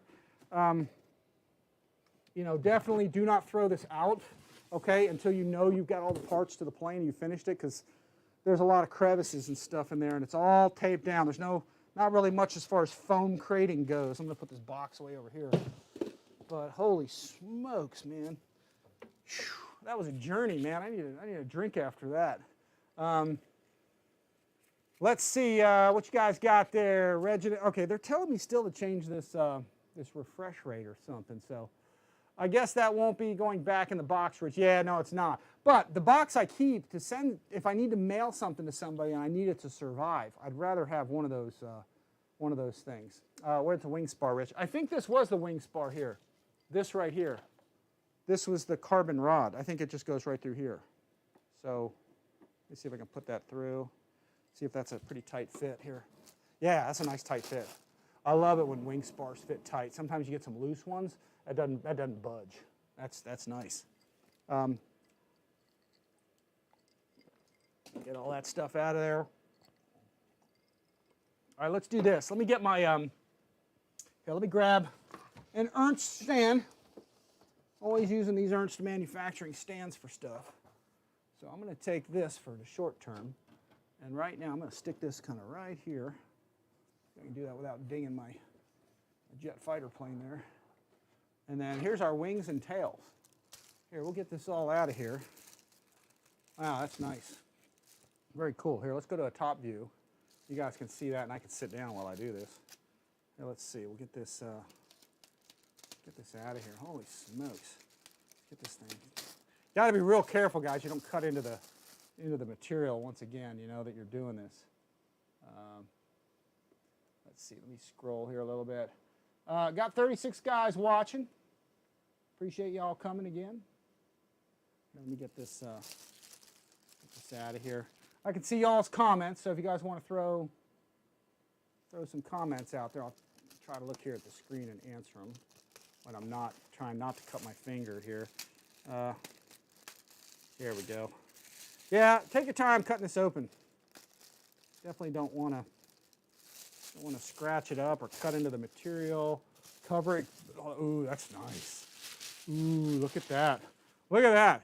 Even the wingtip vortex generators or additional vertical whatever, it's probably for additional vertical stability, probably more or less because probably for floats if anything, but even those are individually packaged. Look at that. Used a little bit of masking tape to hold those down. Yeah, very cool. Very neat. This goes, there we go, another foam pad. They really protected this thing really well. This is carbon fiber right here. Okay, they did a good job throwing carbon fiber on this thing. So, you know, yeah, that's real nice. They glued that in. It might be worth it to drop a couple drops of CA, see if it'll additional absorb in there, just to make sure they got glue on there. This I'm pretty sure probably has not been hinged yet. Yeah, you probably have to CA hinge this because you've got to insert all that stuff in there, and it probably, I think it only fits one way. I watched a little bit of the video. Look at all that. Look at all that elevator travel that you've got. Look at all that, or how big the elevator is, or sorry, elevator is compared to the horizontal stabilizer. Clearly, this is a plane that's, you know, you can 3D it and all that kind of stuff, even though I'm not a big 3D person at all. So, but still, you know, you could clearly do that with this. And then here's your individual vortex generators slash, you know, vertical stabilizers. I'll cut those open and out of there. Yeah, very nice. Yeah, that's super high quality. These are balsa, but they're covered. They're also hollow. You can kind of see through the light if you look at it properly. You can see as I turn it this way, you can see the light coming through it. So, but yeah, real nice. And then these will just glue on there. The instructions are online, I'm pretty sure, for this. I don't think they give you an instruction manual. You just pull it up on your computer screen, download it probably. So yeah, let's see how these are nice. These are just going to glue on here. You probably have to, remove the covering too a little bit. It's probably a good idea to get this on. And let's see, yeah, see that pops right in there real nice. Very simple. So you're going to want to probably remove that covering. So you're gluing covering to or wood to wood there instead of covering to covering. I don't know if there's a top and bottom to that. I can't really tell. I'll mess with it more later. But I'm just trying to dry fit and stick some parts on and see how that all goes together. Yeah. Oh, that's a nice fit. Wow. Very tight, very nice. Look how nice that goes on. I'm going to glue all this later. I'm obviously not going to have time to do all this during this unboxing, but at least I can dry fit most things and see if I can get stuff together to show everybody how it's all going to look when it's done. So, and then we got more stuff here. Look at this. This is the vertical. Yeah, this is a little bit of a chore getting this out, but I got to say the plane's well protected inside the bag. I mean, they don't really, you know, you don't have to worry about this thing being damaged. Probably what you get in the box is going to be as good as whatever left the factory. You know, you're not going to have, hopefully not going to have any shipping or box damage. I mean, they're really going to have the B or the C team on duty at the shipping companies here in order to have this thing come wrecked because it's just the covering. I mean, they just, the packaging is so good. So, all right, there's our vertical. It looks like those are glued in already. Yeah, it looks like they are. Give them all a tug. But we're going to put that all in place, and we're gonna CA glue that to get that in. There's our pull rudder cables there. So our elevator, I guess, is not a pull. I think it's just a hard. Well, let's see. I think it's just a cable, if I'm not mistaken. So, or not a cable, but a push rod. I think. Let me look in there. Where is that? Or oh, wait a minute. I take that back. It's duh. It's already got the rudder in the tail. So your elevator is just a single servo back here with a hard push rod, okay, hard push rod. Your rudder's a pull cable, yeah, so I wasn't really focusing on it too much. But it looks like there is a cable or a rod for your rudder or your tail wheel. So, but let's see. So we got our horizontal, we got our vertical. These are our wings that are all stuck together that I got tape all over that sticker now, and it's stuck on there. Here, now let's get that out of the way. Here, we'll pull these out of here. Take a good look at these. Let's do one at a time here so I don't mangle this thing. Yeah, this is impressive. I like this. There we go. Very cool, very cool. I like the way that it does have the fences already glued on, so you don't have to mess with that. And they're actually kind of thick fences too, so you really shouldn't have any problem with it damaging the fences anyway, because they're pretty tough, it looks like. So let's take this out. Ooh, very nice. Very nice. Very nice Bushmaster.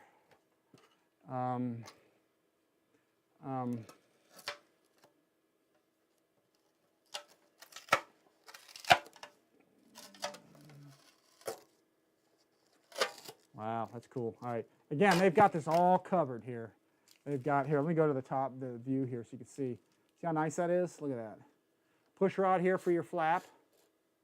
And same thing on your aileron. They've definitely got long throws on this because they're intending this to be 3D'd. So I'll probably leave them where they are. But if you guys want to fly this plane normally, a lot like the Decathlon was, like, you know, this back here, same thing. They set this up for massive control throws, okay? Like, so all the way out on the horn, so you get this wicked amount of travel and stuff. If you're going to 3D this airplane, then you're kind of set up for that. If you don't, you're probably going to want to move these in a bit, okay, to fly it just normally. Okay, you don't really need all that travel. So, but that's personal preference. It depends on what you're planning on doing with this thing. So, but yeah, real nice how they put them in. Those are thick fences. That's like a thick, light plier balsa.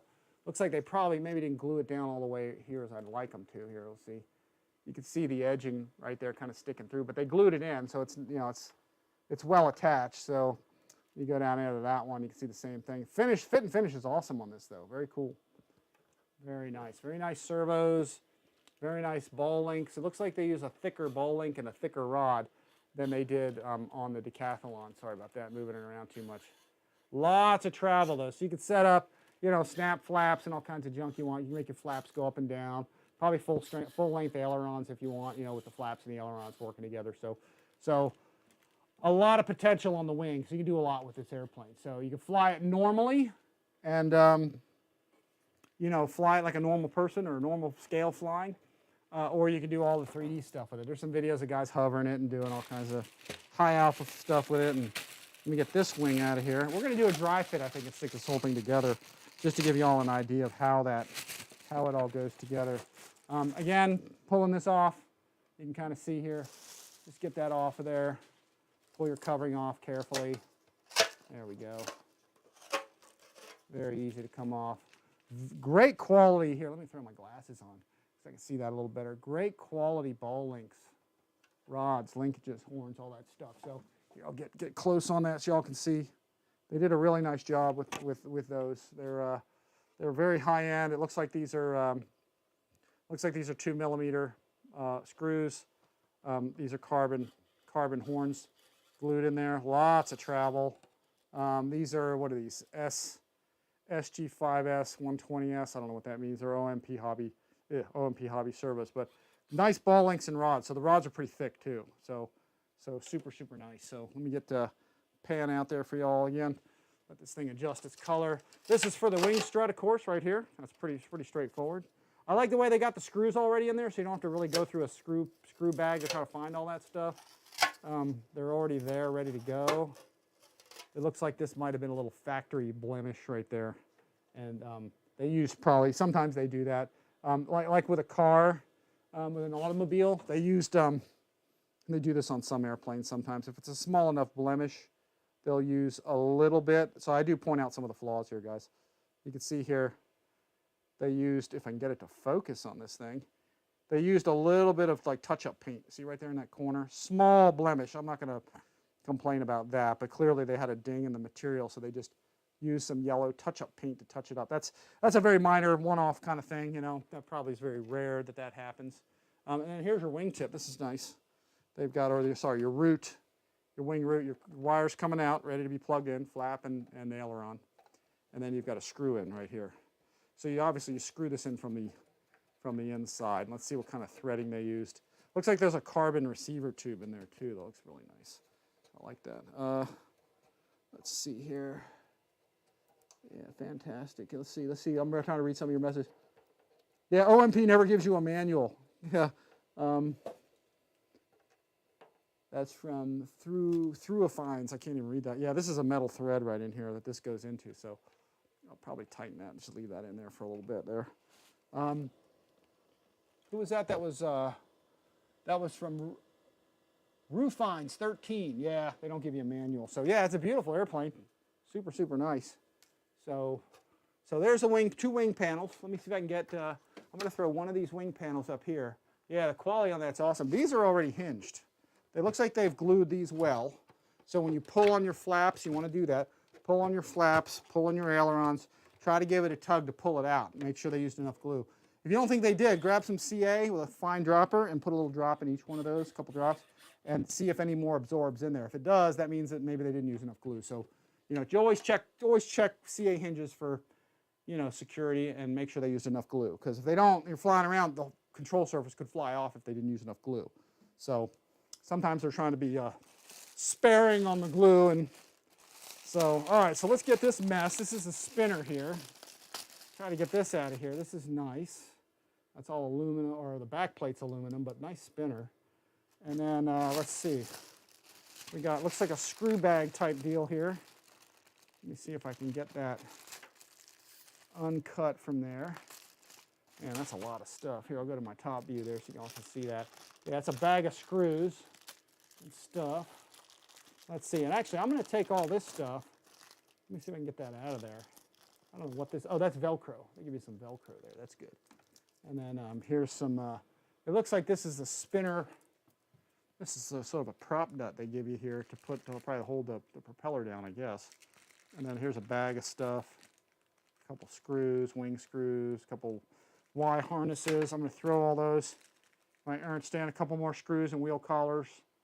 So when I get stuff like this, I throw it in either an Ernst organizer or I throw it in my Ernst stand under the plane that I'm going to build it on so I don't lose it all, hopefully. And then let's see, we got wing struts. I'm just going to pull those out of there. Those are metal. I think they're aluminum, but they're tough. Wow, that's neat. We get this one out of here. I'm not going to get too fancy with taking this apart, but here. Yeah, those are aluminum struts. So very nice. And we'll see if we can get that, again, sort of dry fitted for everybody if we can. And then there's our prop. So, and they give you some stickers. It's cool. I like the way they give you the sunny sky stickers. They give you some ELO power stickers. I like to put those all over the, anytime I have a plane like this, it's sort of an aerobatic, sort of show plane, whatever, I like to put, Shadow's in the house. Shadow Ops RC, I hadn't been looking, so he's in the house. So, thanks for coming by, but yeah, nice prop. So I'll stick that down below also. And then the last thing it looks like is a landing gear.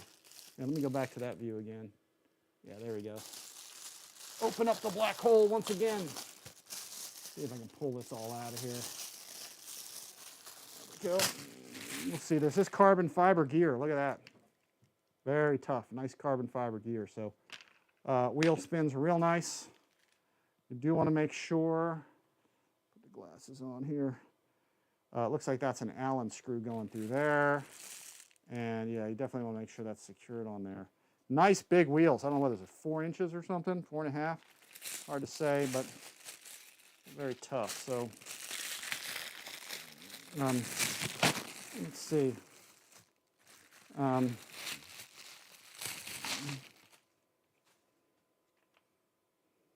Yeah, that's cool. Look at that. All carbon fiber, ready to be bolted on. Yeah, very cool. Here's our spinner that I didn't really show you guys too much detail, but let's look at that. Aluminum backplate, so really nice. Okay, 2 screws running through here and here to get that on. And yeah, that's super nice. Real great quality. So I'm checking out the comment board here, folks, and seeing what you guys have to say. Let's see, Shadow Ops just got here. So this is the plug and play. Yeah, this is the plug and play. They have an ARF. So this comes with the servos, motor, and speed controller. So, but you have to put, looks like you got to put the motor on. For whatever reason, they didn't put the motor on in the box, but that's okay. They probably just figured a way to ship it. I bet you there was, if I was going to take my best guess, I would say that they probably had a certain box size that they go beyond, and then it gets more expensive. So by putting it in a shorter box, keeping the motor off of it, it was probably less expensive to ship. They probably did some calculation like that. So those ELO props are balanced well out of the box. Have been impressed with them on the planes. Yeah, and mine was great on the Decathlon, no problem. In fact, I was going to say it's probably a bigger prop. Yeah, slightly bigger. It looks like it's like 2 inches bigger, but almost the same prop, very similar, same brand and everything, but just 2 inches longer. All right, let's see. Let's do a little dry fitting. I can't do the whole build here today, obviously, but let's see. We got 46 guys here. I really appreciate everybody coming again. So let's do this. Let's try getting the tail on here. And I think I watched a video from the OMP guys that showed there's like one way to put this tail on. But I tell you what, before I do that, what I'm going to do real quick is I'm going to throw the motor on, I think. See if I can get that on there real fast without dinging that up. Let's go to this top view here. Let's see how we can do with getting that on. Here, let me lower my, let me lower the table a bit. And then actually, let me go to a front view here. Actually, you know what, I'll turn it around this way. So hopefully everybody can check that out. See if I can raise a little bit. Let's go up. Bring it up. Bring it up. Bring it up. There we go. A little bit more. Get a little zoom action on that. Yeah, there we go, right there. So let me see what I got for screws to get that motor on. You see that motor just dangling. Normally I don't do that, but hey, you know, it is what it is. Normally what I'll do too is I'll take, because there's a red, black, and green wire, as soon as I make sure the motor's spinning the right way, I'll put a little red heat shrink around this one and a little blue one around this one. And that way, if I ever have to take them apart again, then I can quickly identify which is which. But actually, right now, I don't even know if the motor's spinning the right direction. It may not be. Sometimes that does kind of happen. So before going crazy and securing that all, or before I put those, red heat shrink there, blue on this one, I want to make sure it's spinning the right way before I do all that stuff. So I'm actually going to walk around here to the front. Here, let me pan out just for a second, because I'm going to grab out of here some of my tools here, which I have in my radio case. And let's see, it looks like those are all in there. So let me take these, because I think these are Allen heads, if I'm not mistaken. So in the parts here, there's a bunch of screws. Here, let's see. You guys can see that. I had the wrong view on. Yeah, there's a couple of screws there. So it looks like the motor's meant to be put on there. Again, I'll probably go online, look at the instructions later. I might be doing this wrong. But I'm going to pour these into my Ernst stand, okay, so I don't lose them. I'm going to sort of make an assumption that those things, what does this say? Oh, hardware for 65 Bushmaster. It says right on there, it's labeled. So I don't know, or actually maybe these are the motor screws. Actually, there's only 4. Those are probably the motor screws. So let me pull that off. No, go back down. Let me cut this open carefully. go. Drop those down into there. Let me see if that's the right size or if those are for the wings. No, those are the 4 for that.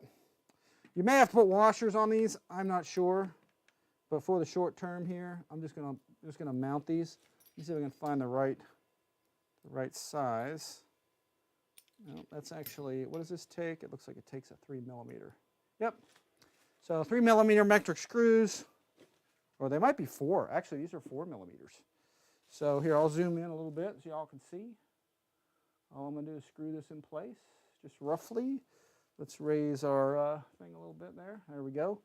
And here, let's get these in place. So for right now, again, I'm just going to do a rough fitting of this. This is not to, say, hey, this is the greatest way to do it or whatever, but I'm going to try to bolt these. Yeah, it looks like it's at a little bit of an angle. So taking one of these, which is already on here, I'll line this up. Very nice. Holy smokes.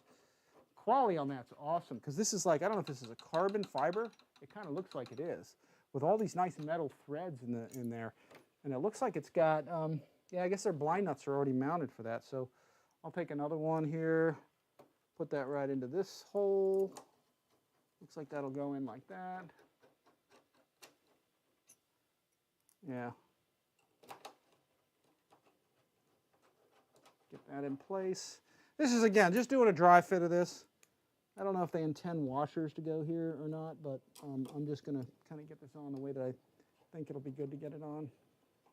Let's see, let's get that. Well, that's not connecting in there well, is it? That's almost cross-threading on me a little bit. Here, that's probably because this is crooked. Yeah, let's see if I can get that in place. Do a quick dry fit of this thing. Let's see if we can get that lined up. Yep, that goes in beautifully. Wow. Again, this is no instruction building here, guys.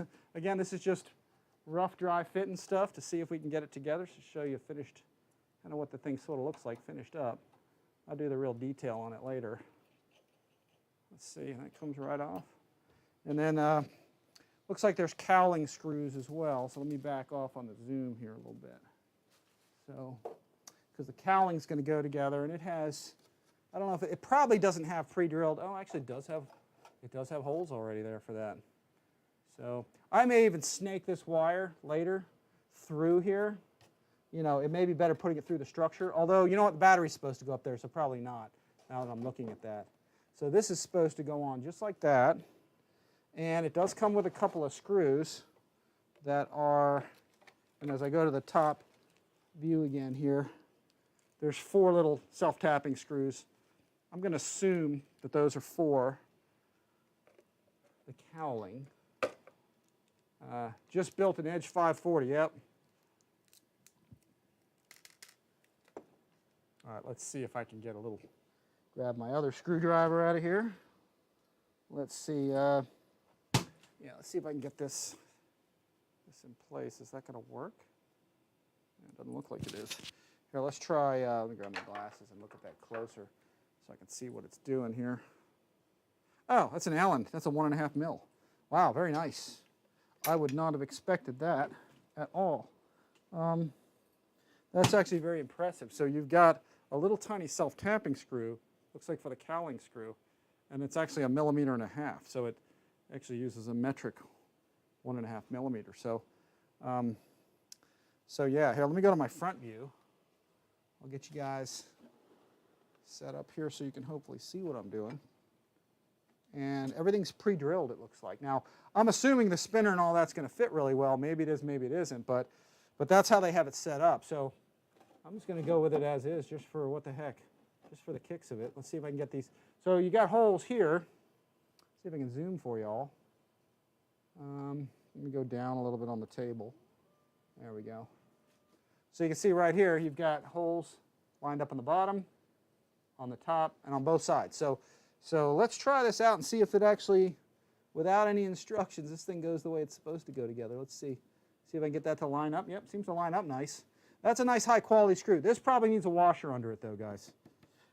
For now, I'm not going to do it just because of the time. And I don't think they include washers, but I'm probably going to stick one there. But maybe, maybe not. We'll see. Let me line that hole up. This one here. Looks like that's already set up to go, so I'm going to spin that one on. I'm not going to do it super tight or anything, just to get it kind of roughly put into place. Again, just for demonstration purposes here today. All right, so let me back that out. And let me pull this off. Again, screws are already included there. Real nice for your wing strut. Yeah, I like this. This is cool. Very, very cool. Get this back here. All right, you put enough of these together, you kind of get used to kind of the way it was intended to be. So again, I'll show you here with a little bit of movement. No, wrong way. Wrong button. So let me get on the center of that. There we go. Let me zoom in. So you see the holes? Just line them up. Just get them so they're lined up properly. And hopefully that's what's going to keep it on there. And I'm going to sight through there and make sure, which my head might get in the way. And I'm going to put those in place. So let me grab the 2 screws I got left. My arm's blocking the camera, I'm sure. But wherever I put my screwdriver, there it is. So I'm going to take this, stick my screw on there. And now that these are lined up, I'm going to put that in there. Again, I'll probably later just stick a better washer under there after I'll search for one. I don't think the kit came with that, but I think a washer's in order there in the fiberglass. Although you're using it with an electric airplane, there's really not a ton of vibration or anything. So, you know, it's not, the old days with the glow stuff, everything vibrating like crazy. You really need to have a lot of dampers and stuff and washers and things. And so here's where the rubber hits the road, is how straight, okay, is this cowling going to be on there? And here, let me turn this towards the camera so you guys can see this. And then I'll just angle my camera so it works. There we go. How centered is that? That's kind of what you're looking for, is to see how good they got that, how centered that is. And the way that you tell that is you go ahead and you put your cowling on, or your spinner on. So, and that's the way to sort of, that's where the rubber hits the road. So I'm gonna zoom out a little bit here for y'all. I'm gonna unscrew my spinner here. Let's see, I'm gonna take these 2 screws out. There's 2 of them in there. This is a very high quality spinner, very nice. So we'll get that out of there. And there we go. So I'm gonna unscrew what's on there already. And this will be interesting to see, because normally you don't put cowlings on until you have your motor mounted, your spinner on and all that, and then you line it up. Then you drill your holes in the side. They've already pre-drilled the holes, which tells me that I guess they did some kind of jigging with this, but a lot of times that doesn't work. I mean, you got to have your motor on there, and I cannot get this washer off. It's a tight-fitting washer. You got to get your motor on there, get everything secure, put your spinner on, and then line this thing up. Now this has a loose thing to it, so I think it's got a, I think I saw a bag with a, I think it was here or something. Oh, here it was. Now I could be wrong with this, but it looks like in the prop bag there's a collet. Now I don't know if that's for the prop or not, but let's try that. Let's pull this out. Let me go and get this out of here. Let me zoom out so y'all can see what I'm doing. Taking the prop out, and that's probably, yeah, that's loose. That's probably a collet for that. So let me try the spinner bag. Let me try this. That could be for this. Actually, that does fit on there. Let's try that. Yeah, that's what that was probably meant for. I'm taking my best guess. See if I can zoom in so everybody can see that. I'm going to walk around to the front. So, what's up? Can someone take you? Yeah. All right, my daughter's asking me something. So, yeah, you want to go? How long are you going to be? School night. Why don't you come back a little sooner than that? Okay, all right, whatever. That's fine. I'll talk to you later, okay? But, yeah, you can go. So, actually, as I'm looking at this, folks, with that collet on there, it's pretty centered. Looks like they did a nice job. At David Martin Graph, been the biggest issue here when the sunny, super windy, Kingfisher, super stable, plus, yeah. Let's see, Chrissy, hey, rats. Rats are in the house. All right, let's see. So, yeah, that looks pretty centered. That's nice. But I don't know if that's exactly how that's meant to be. So this is loose in here. So there may be a collet or something in here that I need to find, and I may talk about that a little bit later, but I'm not really seeing that. And in fact, the motor might need some standoffs. Now that I'm seeing this thing sitting down there, it looks like they gave us, oh yeah, here we go. See these? These came with the plane. Those are standoffs. That's probably for the motor. So let's do this. Let me pull, I guess the instructions would probably help if I had looked at that, but let me see. Let me pull these out. See how quick I can change that. I don't know how much is intended to be on there, but let's see. Let's unscrew this. I'll tell you, those are nice. Now, after you put those screws in, you definitely want to drop a little bit of CA in there into the wood to harden the threads. And I'll do that later on. So let's see. Let's see, I'll pop that off. Yeah, get that out of there. Now, there's a whole bunch of washers, so I don't know if they're intending is to do this to put standoffs and stuff all over this thing, but yeah, these are 4 motor standoffs, it looks like. So let me pull these out of here. Just going to cut those open. And yeah, that thing is recessed back in there, so that kind of explains why that was like that. So motor standoffs, pulling those out. Let's get those out of there. That makes sense. Those screws were a little bit long. Let's get those out of there. There we go. And I'll pull this out. Let's see if I can get that. Nope, that's not the right one. Let's get the large one, the 3 mil. We'll just pull this off and reinstall. Let's see if that's long enough. In fact, I'll just do probably 2 to start with and see what we get. Let's do this. Sorry, take my head away for a second. Line that up. Standoff. Somebody should have been yelling at me. Hey, somebody pull up the instructions. Tell me what to do. If anybody wants to, you can pull up the instructions. And go, Rich, you're supposed to put standoffs on there. So I guess I could pull those up, or could have pulled them up ahead of time. But that's part of the point of this too, is just to kind of see, can we just kind of throw this thing together without going through too much, you know, see how easy it is to sort of just figure out without all that stuff. So sometimes in life, man, you don't get instructions. You just got to figure it out.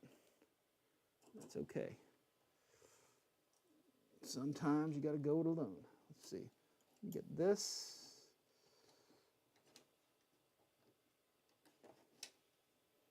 Okay, that's falling and not working the way I wanted it to. All right, let's get this under here. Oh, fell down. Hang on. Let me zoom out a bit so you guys can see. There we go. Raise the camera up a little bit. Nope, the other way. See? There we go. Getting it off of standoffs. I'm going to try this for 1 second, just with that. There's a bunch of washers, so I'm not sure how many standoffs they really intended for this thing to kind of have on it. Here, let me lower that a little bit. There we go. So it looks like that's much better. So it looks like those are the standoffs only that was intended. There's more washers, and so if you need to shim it further, yeah, certainly you can use more of those. So no, that's still the wrong one. It's the big one. I got 4 Allen wrenches that I pretty much use for most of my stuff. So and that's what most of us use anyway. So real basic type stuff. So let me put this underneath. No, without losing it. No, that fell. All right, let me get down there, try and find where I dropped that. Yeah, let's put this in here. Let me grab a screw. Let's do one at a time. Stick this on here. Gravity's working against me. I'm going to try to stick this and slide it right under there. Put a little pressure on it so it doesn't fall away. There we go. That's it. Usually just drop a little pressure, push a little bit on there, and you'll get that to go in the way it's supposed to go. This one's already in there. There we go. I've got one more. I'm going to carefully try to slide that underneath. That's probably an easier one because it's down at the bottom. Actually, the other screws are on there tight enough, so it's holding it there. Stick that down in there. Ah, there we go. Standoffs are a miracle. Look at that. So let's get that in place, that in place, that in place. Again, just a rough test fit here today, guys. Trying to get this in place so we can, I'll see how nice that is. Get those side holes lined up. Looks like those are good. Again, you want to put CA down into the wood. let it absorb it so you have better threads in there in case you need to remove it a few times. Kind of like I'm doing now, but I'm not really removing it that many times that it's going to harm the threads. But if you should happen to take these things in and out a lot, you're going to, you know, those threads wear out quickly. So going into wood, so definitely not a bad idea to put some little bit of CA, preferably Zap glue. Zap is definitely a better grade than the others, I think. There we go, put that one on. Flip this one back. I think we all saw this part already. Just line those things up. There we go. Get those screws. Yeah, it's definitely sticking out a lot better now. It's kind of impressive, I guess, actually, that they did all of this. And let me see, let me get across. I'm going to block your view, guys, for 1 second while I do this. Yeah, there we go. I'm going to get on this side here so I can just see a whole lot better so I don't drill another hole. These are self-tapping, so they'll probably make their own hole wherever they want to make it. So I'm just trying to line this up so it goes in pretty straight. Let's get this. Just easier for me to see on this side. You guys got that? Yeah, definitely got to CA those. I wouldn't want to put these in more than a couple times before sticking some CA there.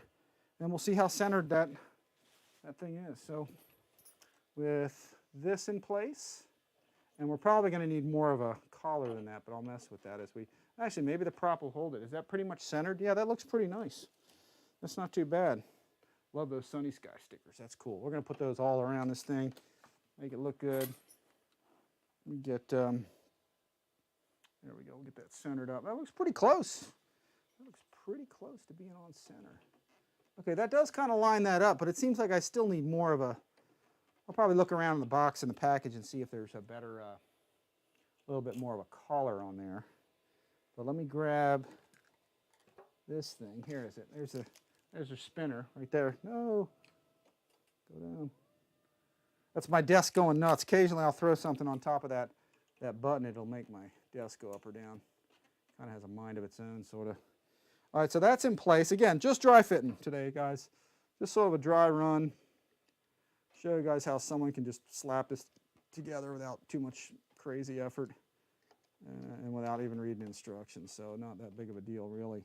Let me take, which one of these do I need? Is it this one? Nope, it's the next one up. This one's the 2.5 millimeter. Just going to tighten those. How's that going? Nice. There's good threads on the on that thing. In fact, you know what I'm going to do? I'm going to back this out one time again. Let me unscrew this because I'm going to tighten this down a little bit. I usually do not ever power up the model, which I'm not going to today, with the prop on it the first time, just till I get things set where I want them. I'm just going to tighten this a bit, just so it's a little tighter than it is, because it's just kind of flopping around. Just want to make sure that the prop was actually centered, okay, in the hub notch there. Let me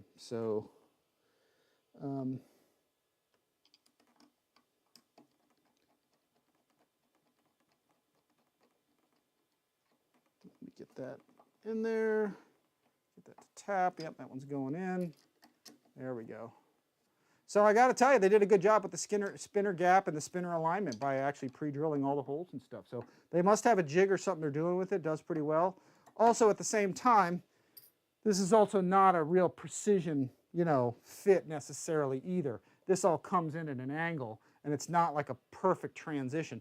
And I think when they design it like that, that's why, you know, they don't have to be as perfect. You see what I'm saying? But look at the nice gap. It looks like a pretty even gap here, pretty even gap here.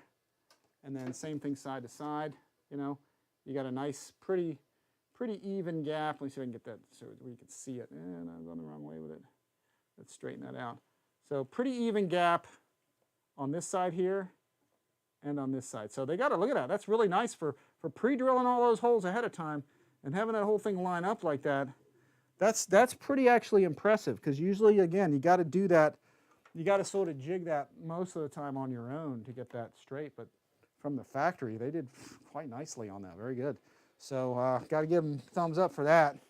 Usually you pre-drilled stuff like that, you line it up, and it's all messed up. It's not, none of it's straight.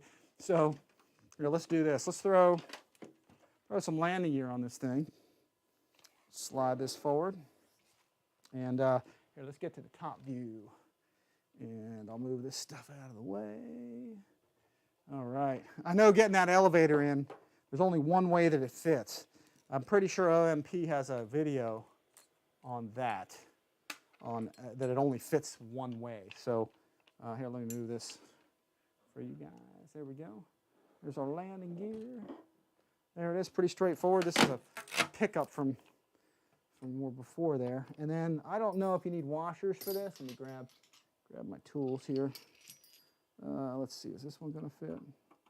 No, but it's probably the next size up. Let's go with this one. Let's see. Whoa, lost my screwdriver. Banged into something there. Here, let's see. Got away from me. I'm assuming washers go here. I'm really not sure, but I'm gonna throw some on here. So let's see what we got. Pay It Forward said, very nice bird, Rich. Yes, it is. Very cool. And then the landing gear has sort of a rake to it. You can see it only fits one way. They didn't screw the screws in the dead center of this. They put them off to one way, so it only fits in one direction. So that'll tell you right there which way it's supposed to go on. So that's actually very helpful. So I am going to throw 2 washers on here. Okay. Again, not reading the instructions. Again, I'm just winging it here. So let's get that in place. Doing this live. Here, wait, where's that hole for that thing? There it is. Put that in place.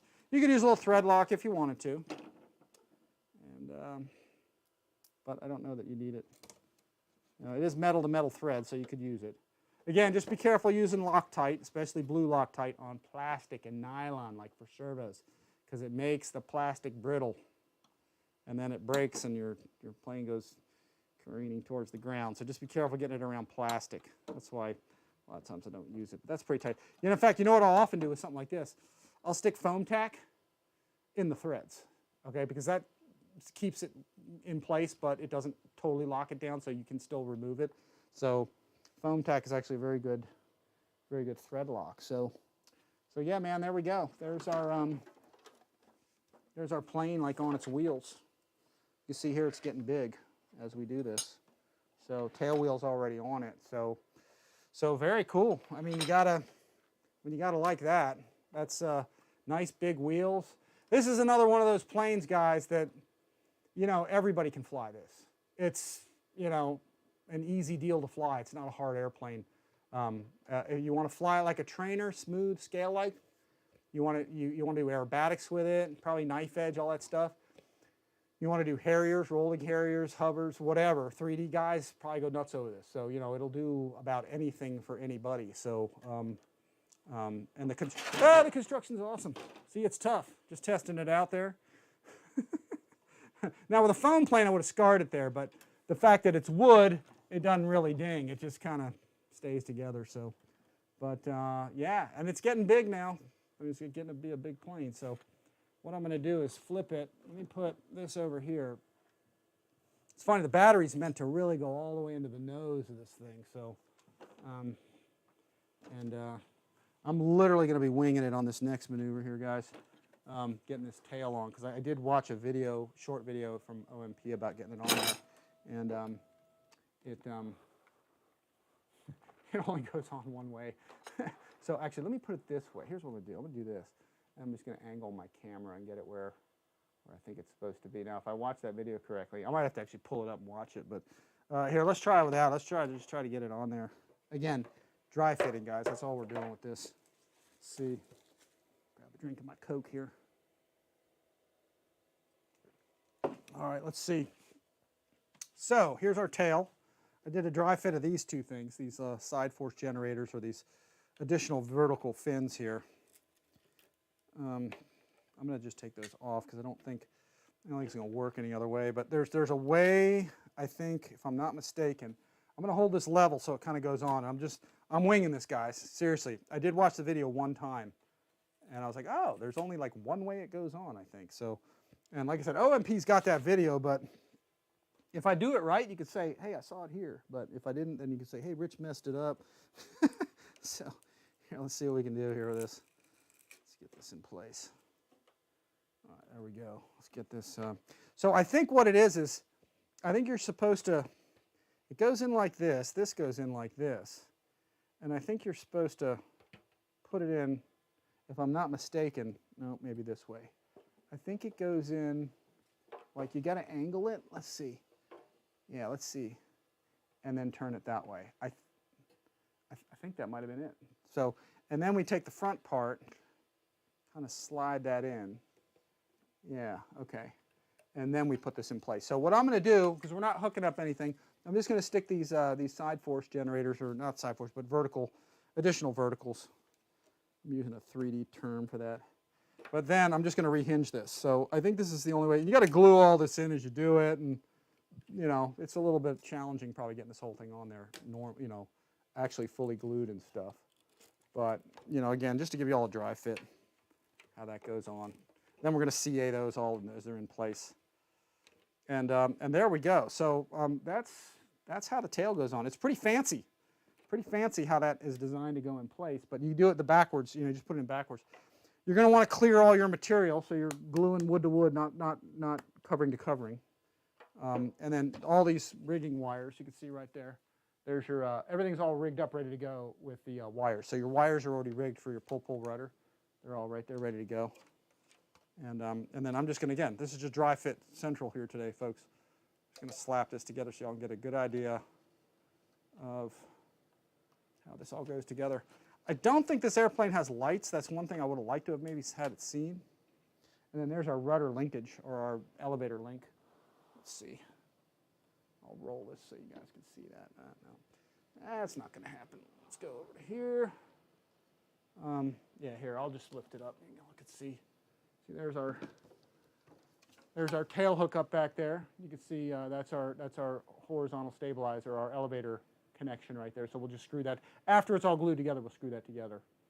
And then you've got your tail wheel link there too, which I think, I don't know if that's a rod or a cable, or actually there's a cable for it. So I guess that's going to, oh, it's a hard wire. That's what it is. So it is a cable, but it's a hard wire, okay?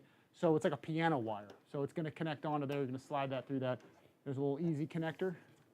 Here, I'll see if I can put that up there for you guys to see.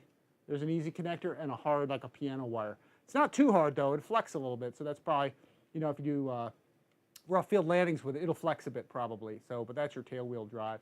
So, and then there's your pull cables there for your rudder. And yeah, that's it. Very fancy getting that tail on there. Like I saw that video once, and honest to God, guys, I'm winging it here today, throwing that on there. So, but that's how it goes in place. So yeah, very cool.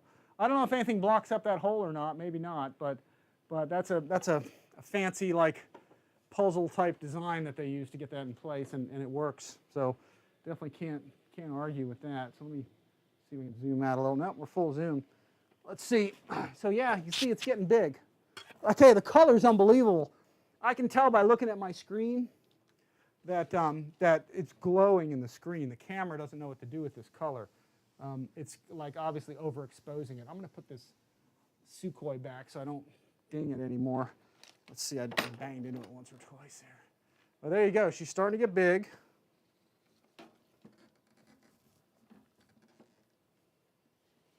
Let me slide this over. Trying to get that going. No, go down. All right, let's get this out front and center. And then we're going to bolt these wings on. So let's see. Truckin' Bikers here. Truckin' is in the house. And let's see, EQ is in the house too. Hey, he's got like 100 waves that I missed because I wasn't looking at it. Sometimes I'm focused so much on this thing that I'm not paying attention. But EQ's here. Truckin' Bikers in the house. YouTube has become a great manual for me from learning how to do things the right way and how to do things the wrong way. Yeah. Lots of people showing how to do it the wrong way. So let's see. Kevin Noble says, Hayes from Eastern, Hayes, he says, from Eastern Canada. So cool. Got guys from all over here watching. Let's see. And JCB67. Let me see what I missed. I'm using my touch screen here a little bit to see if I look. Yeah, those standoffs work well, didn't they? Yeah. It might help if I looked at the manual. Well, you know, sometimes that's how you learn. But yeah, usually you look at the plane and you look at the few parts that come with it and you go, which ones go here and there? You know, it's kind of like a matching line where you kind of, this one goes to there and that one. So you kind of figure it out by looking at it. It does help to look at the instructions because sometimes you overlook something. You're like, oh man, if I just looked at that. So I'm not rebelling against the instruction manual today. I just don't feel like looking it up on the computer because there's few enough there's few enough parts here that, you know, I can get it together without, you know, at least ballpark it and get it together right properly. So let's see. OMP makes great planes. Yeah, they do. Let's see. Let's scroll this up. Let's see. Oh yeah, Owen's here from Sweden. O-E-N or Owen? Owen. Always saying that wrong, probably. But that's cool. Your man cave is getting smaller. Yeah. Well, we're working on that very thing right now. So you never know. So yeah, my man cave's getting smaller. Yeah, it's starting to cave in. One of these days, I'm going to build a plane, and I'm not going to be able to get out. I'm going to be stuck in here. So I'm going to have to send in the Marines to come get me. Yeah, it's good though. But we're working on a solution for that. So stay tuned because we'll have some fun stuff to show you guys here coming. So, all right, so that's really it for the bulk of the fuselage. The next thing is really just getting the wings on. So I'm gonna just throw the wings on, which is pretty simple. Just unscrew, you know, these bolt deals here, and yeah, so I'm gonna unscrew this on both the wings. Yeah, let's do that, and then I'm gonna go back to my other view. I'm gonna put this in place. I gotta say, the wing spar fit is fantastic. They did a really nice job with a tight spar. Sometimes I get planes where the spar is a loose spar, and I'm just not happy with it, the way that they did it. Man, that's a nice fit on there. Wow, I mean, it's got a nice alignment pin and all of that. Yeah, look at that. Let me see if I can, I don't know, can I show that? Let's see. Well, not at that angle, I can't. Here, let me go up to here. You guys can see. You know what, I'll show you the bottom one, but here, there's basically an alignment pin right here. You put your wires through there, Y-harnesses obviously for flaps and ailerons, or individual, if you want individual, you know, individual channels if you want to make it a 3D plane, but just put, you know, go ahead and put that down in there. And then this is going to go right in here. Actually, this is a good one to show you this part of it. So you guys will have to see on the top of the screen. Let me lower it. I'll kind of get this over a little bit.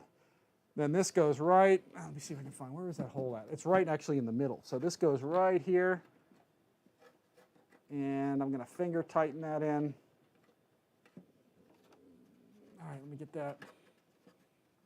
I was going to make a funny comment, but I figured I wouldn't. Just if you haven't seen the movie The Watch, I was going to make a funny comment, but I'll keep that. EQ says, damn phone, what's going on? When are you coming to assemble your Dancing Wings Albatross? Was that coming to me? Yeah, I got to get that. You're right. I do have to continue that. That's in progress still, but it's gonna take a little longer to get that going. But yes, I'm working on that. Thing was is they didn't have the factory motor when I had it, so I had to wait for a collet for that or an adapter.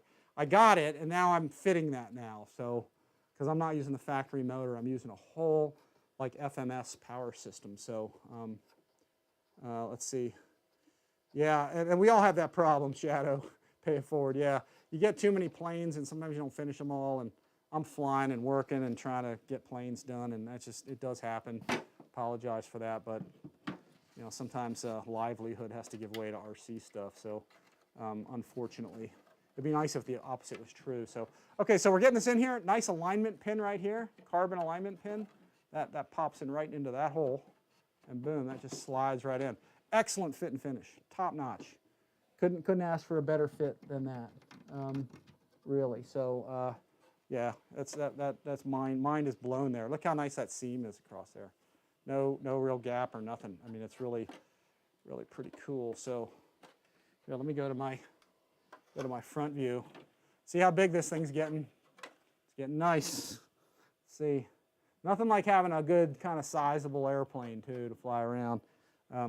Sometimes you get the little stuff. It's fun, but it's nice to have a big model, you know, something big to fly around. Wind doesn't affect it as much. This is one of those planes too that probably doesn't need a stabilizer at all, but you know, you put one in, it's going to be pretty solid. So, you know, kind of your call how you want to do that. But I really like the inside of it. There's carbon struts going all in this thing. I mean, it's carbon spars going everywhere with balsa and light ply. I mean, it's really nice. Super nice wood job they did on this.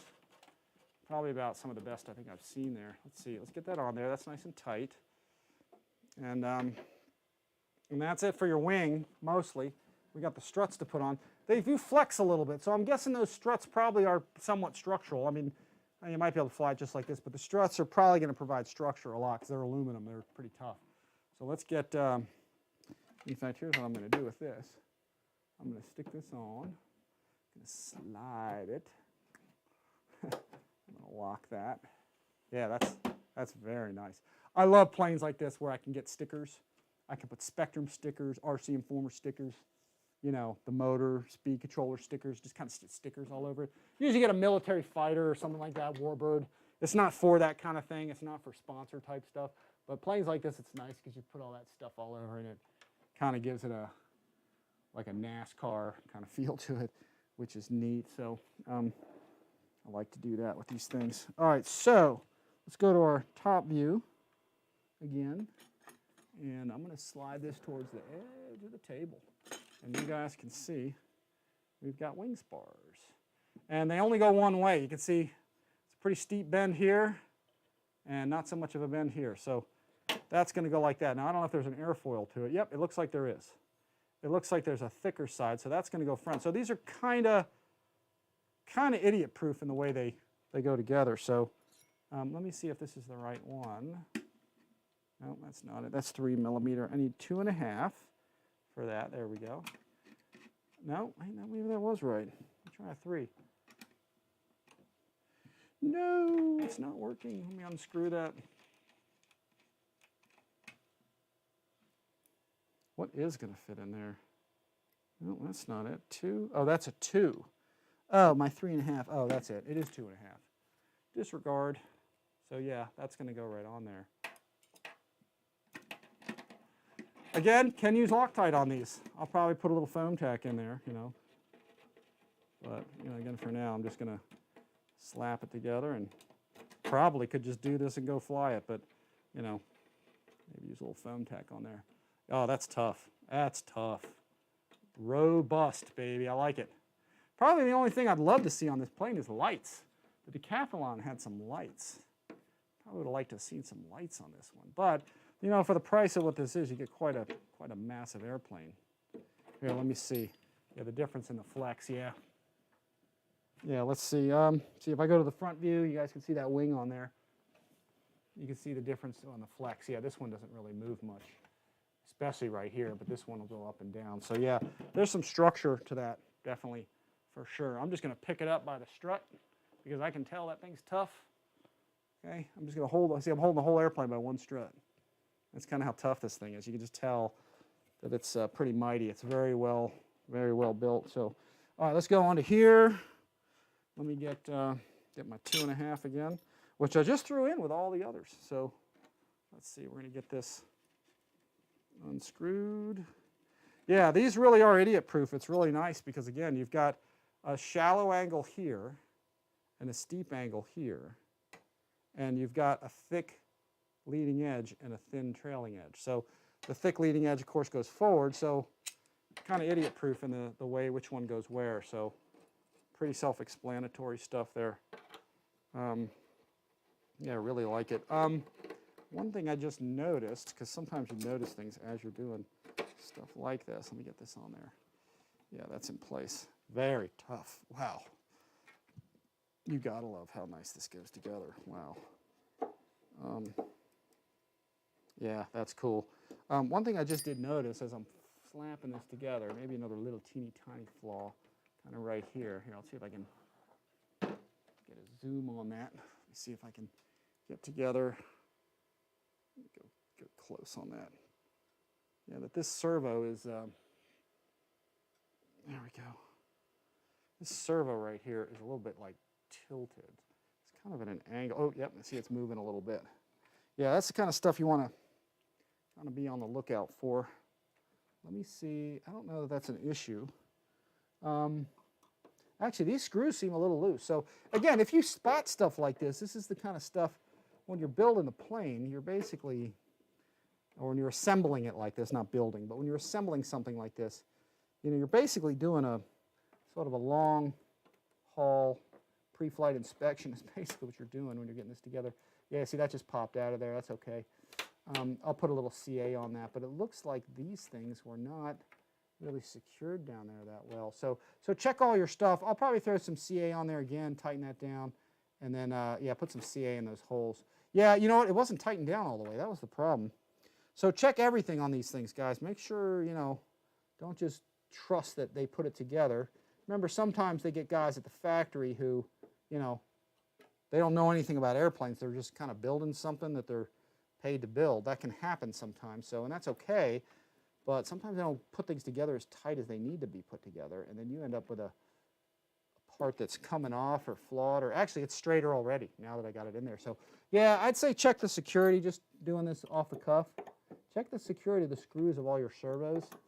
I'm probably going to pull, now that I'm looking at this, just for safety purposes, probably don't necessarily need to, but I probably will. And man, I'm getting a lot of reflection off that camera. Here, actually, let me do, maybe just the top view is just not cutting it. Here, let me go to here. Let's go to this view here. Let me see if I can do this without hitting my ceiling. I got a pretty tall ceiling here. Actually, you know what? That's dead center right there. Yeah, let's zoom in on that. Here we go. Here, I'll go up a little bit. Here we go. Up. There we go. I will probably, there's two screws, one there and one on the other side. I will probably remove those screws on all these servos and just throw a little drop of CA in there. Let it solidify and then probably put it back in just to make sure. Because it looks like, I don't know if they put CA in those holes or not, but this servo was wobbling a bit until I took those screws out. Now it's nice and tough. This one, that one looks pretty tough too. It could have been just a one-off, who knows. But here, let me get to the other wing. I'm going to throw that one down too so y'all can see that. That's the opposite side. Let's see, is that pretty secure? Let me see, did they tighten that one down enough? Yeah, it looks like that's down there okay, but I would check them all. Again, maybe if you feel like it, I might back mine out and put a little CA in there, because I don't know if they did that or not. If I can't even see that from this side. Yeah, there it is. Just going to put the screw in there, just kind of tighten and see what's tight. Yeah, I might pull that out and put a little CA, but you don't have to, but just check them, make sure they're in good shape. Check your ball link screws and everything. Make sure they're all, you know, kind of good to go. And then I'll back out here on the pan, on the zoom. And you can see this gets to be a big airplane. I mean, this is cool. Again, tug on all your surfaces, make sure they're glued in place right. If you need a little more, throw some drops of CA. Looks like there's 3 hinges per 3. So there's 12 hinges all the way along here. Make sure there's enough glue in there. Again, if there's not, just glue it. These are really nice cooling exit holes. Did a good job on that. Nice big wheels. All right, so and I think that's really it. There's a bunch of extra washers in here, guys. I'll have to go through the manual to see what all that stuff is. And I could have missed something too. So yeah, there's 4 extra screws here that look like they're like, oh yeah, you're supposed to put those somewhere. And I'm not sure if I missed those or not. So here, let's see. Yeah, this is cool. This is definitely cool. Yeah, I might have missed 4 screws somewhere. I'll just have to get in the manual and look, but I don't see any other place where there's any screws. Maybe they're just spares or something. But I will go through the manual. Just drop that.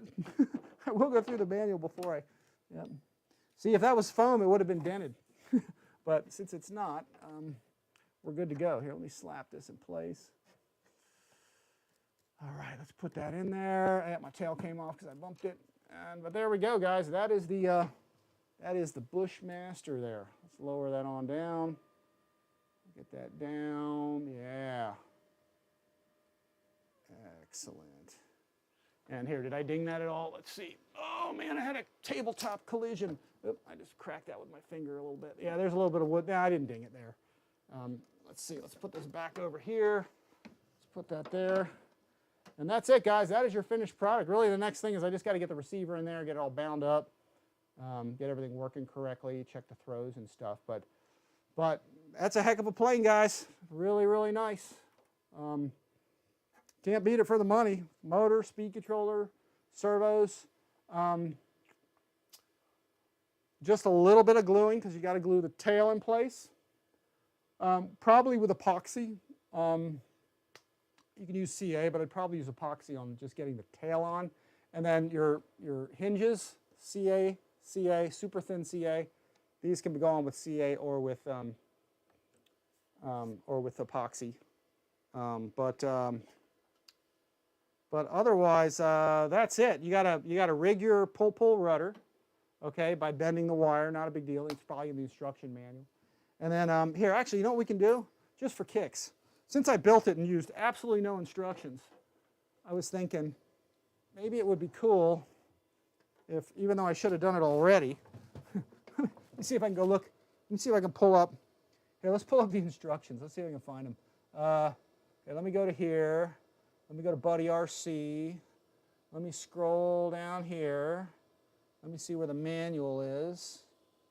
OMP Bushmaster. Oh, they usually have a manual right here on the screen. Let's see. Do you accept? Plug and play. Let me see if it'll let me. Oh, you can do blue and white too. Do they have blue and whites available? Yeah, let's see. No, that thing is still loading up. I don't know what's up with that thing. Sorry about that, guys. I'm just trying to find where they have the manual for this. Description. I probably was told where the manual was, but just didn't notice where it was at. So, yeah, let's see. Package contents. All right, if you guys know where the manual is, tell me, because usually you just go to the product page and boom, there it is. But I'm not seeing it. Let me go to the other one in stock. Looks like they've got 21 in stock of the regular one, the ARF, but the plug and play. Yeah, let's go. Here, let me throw this up there for you guys so you can see what I'm doing. Let me slap this up there. Boom. There we go. Yay. All right, let's see. Let me put this here. Let me slide this over here. You guys can see what I'm working on. This is what I've been looking at here. Trying to get to the product page and see where the instructions are. Yeah, let's do this. Let's go. Let me do a search. OMP Bushmaster 65. May have to do it this way. Manual PDF. Let's pull that up and see if it comes up. Bushmaster balsa plane product. Let's see what we got. See if that'll come up. Well, that shows that at OMP. Let's see if the manual is somewhere. They're really hiding that from us, aren't they? Oh, here, support and manual. So you go to OMP, there it is, public domain. Let's see if I can load that. Will it let me load that? Yeah, let's try to download it here. Download. There it is. Instruction manual. Open with system viewer. Let's just open. There we go. Access to files. I don't know what the heck. I guess I should have pulled that up before, but hey. Back up on that. Hey, if you guys know where to find this thing, let me know. I don't understand why it's not letting me look at it, but let's see. Oh, here, let's look. Oh, let's just view it. Hit the eyeball. Oh, there we go. That's the solution, I think. Hit the eyeball. Let's see. Is that gonna show us anything? Yeah, let's see. No, it's not letting me look at it. All right, let me get a caller here. You guys know where to find that thing? Great insight as always. Yeah. Trying to find out where that thing is at. Where's the manual? Here, let's see. Let me open that up. Let me see. Page 1 of 6. And it's not letting me look at it. All right. Well, I'm sure it's available somewhere. But I'm trying to locate that. And let's go 100%. Let's go 100%. Let's go zoom in. Let's go zoom out. No, it's not really showing me this thing. Definitely doesn't want me to see the manual. But there's the OMP airplanes. Challenger, Bighorn, extra. There's a, what is that? Oh no, it's an Edge. Edge, Bigfoot, Challenger, and the new Bushmaster, recently released, recently viewed. So, all right, doesn't want me to see it for whatever reason. Let me try something else, OMP. Although it does show the manual's supposed to be right there. Support and manual. Try it one more time. Oh, well, we did the download thing. I didn't like that. Let's see. I'm getting a little warning again. Got a red dot on there. All right, I'm trying to find this thing. Let's try this again. Nope. Do this. Do this. Let's show in folder. No, it's not letting me do it. Allow access to file URL. Please enable extension. Okay, well. Oh, is this it? No, no, I don't want to enable that crap. All right, whatever. I'll figure it out later. Don't really need the manual. I'll get it later. It just doesn't want me to see it for whatever reason. So, all right, if you guys find it, let me know. We'll look it up, see what we missed. I'll figure it all out later. So, okay, let me go back to the chat log with you guys, and I'll go back to here. So, all right, guys, any questions? Let's see. Let's see what we got. Trying to give you guys a good view of this thing. Oh, down arrow next to the eyeball. Okay, I got that. Let's go. Let's try that again. Here, we'll do that. I'm going to try and find it. Try and get it for you guys. Yeah, see, I did that already, but I downloaded it. It wouldn't let me look at it. Here, let's try this. Let me do this. Let me try to pull it up as a PDF. Let me go to my downloads. Okay, there it is. Okay, I think it did pop up. Here we go. All right, I got it. Yay. All right, let me go. Here, let's do this. Let me go back to, I did find it. So here, let me do this. Let me close that. And then I'm going to go here. Here, let's go. Let me see if it'll allow a PDF. Let's try this. I'm going to try and throw it up here. It says use a media source or an image. Let's try a window capture. Let's try instruction. Bush instruction. Bush instructions. Let's hit OK. And let me see if it will choose, or let me pick a place. Window, Chrome, Acrobat, instruction manual. Oh, boop, I think we got it. Boom, yeah. All right, and that's huge. It's all over the damn place now. Let's see if we can shrink it. There we go. I got it. I found it. We did it. There's the manual that I should have been looking at the whole time, but wasn't. Yeah, there it is. Success. All right, so let me see if I can go into that here. And let's see. You guys should be able to see that now. Here, let's see if I can scroll through it. There we go. Look at that. We got it. It's a miracle. OMP Bushmaster 65-inch aircraft, full faithfully replicates true design of real aircraft, headed for fiber. Let's see. What does it got? Head aircraft reinforced with composite splints. Fuselage uses carbon fiber beams. Easy to install horizontal stabilizer and elevator. Integrated elevator. Yep, it does. Also pontoon installation. We're going to have to do that. I love float planes. Aluminum alloy wing struts. High quality materials, wood, aluminum covering, all that cool stuff. It's exquisite, it's beautiful, all that. Let's see. Yeah, that's nice. Look at that. There's the blue one. Here, I just want to go through the manual and see. So there's all the parts for it that we just looked at and did and put together, kind of. And then just tapping down. This is to glue the wing hard. This stuff's already glued in, though. Those are all the horns. But check them. And if, like it shows in this picture, you know, if you need to, just like it shows right over here, put some extra glue in that hole, you know, or where that horn goes in, because it'll probably seep down in there. That way you know you've got, you know, enough glue in there. But sometimes they're light on glue on some of these things. Sometimes it happens. So just, you know, make sure that you tug on each of those horns, make sure it doesn't come out. And if you have to, throw a little glue in there. So here, let's see what this thing shows. And I don't need to star file that thing here. So yeah, actually we took a servo out. All this stuff is already routed. This talks about putting servos in and all that, but that's already done. Just make sure that it was done properly on yours. And wow, there's a long servo one that they actually show not at the farthest out hole, but they did that on this. So they used plastic or nylon horns on this. So, but no big deal. All right, well there's the elevator maneuver we did that worked. You got to kind of put it in upside down and backwards. Yeah, upside down and through one side, I guess you say. But again, like they show it gluing on here, I wouldn't really just glue it. I would dry fit it, and cut out the covering so you got wood to wood, and glue it wood to wood. I would epoxy it, honestly. rather than CA. So I know they're using CA for everything, but I mean, you can, I guess if you use the gap filling, it's cool. It just doesn't give you much time to work, and it can get messy, and it can run, whereas with epoxy, which I haven't used epoxy in a long time, but I'll probably epoxy this tail in place. But use CA for the hinges, okay? Don't misconstrue what I'm saying there. So let's see. There's all your linkages for your pull, which they already have set up, really. All you got to do is wire the back half of it onto the rudder. So, yeah, real nice. Let's see. Yeah, it looks good. Let's see. They already got that on there. Like I said, I was left over with a bunch of washers and screws and stuff. 4 screws, and I don't see where they go, though. They must be extras or something. Oh, you know what it is? There's 4 extra screws in the bottom of this, right here.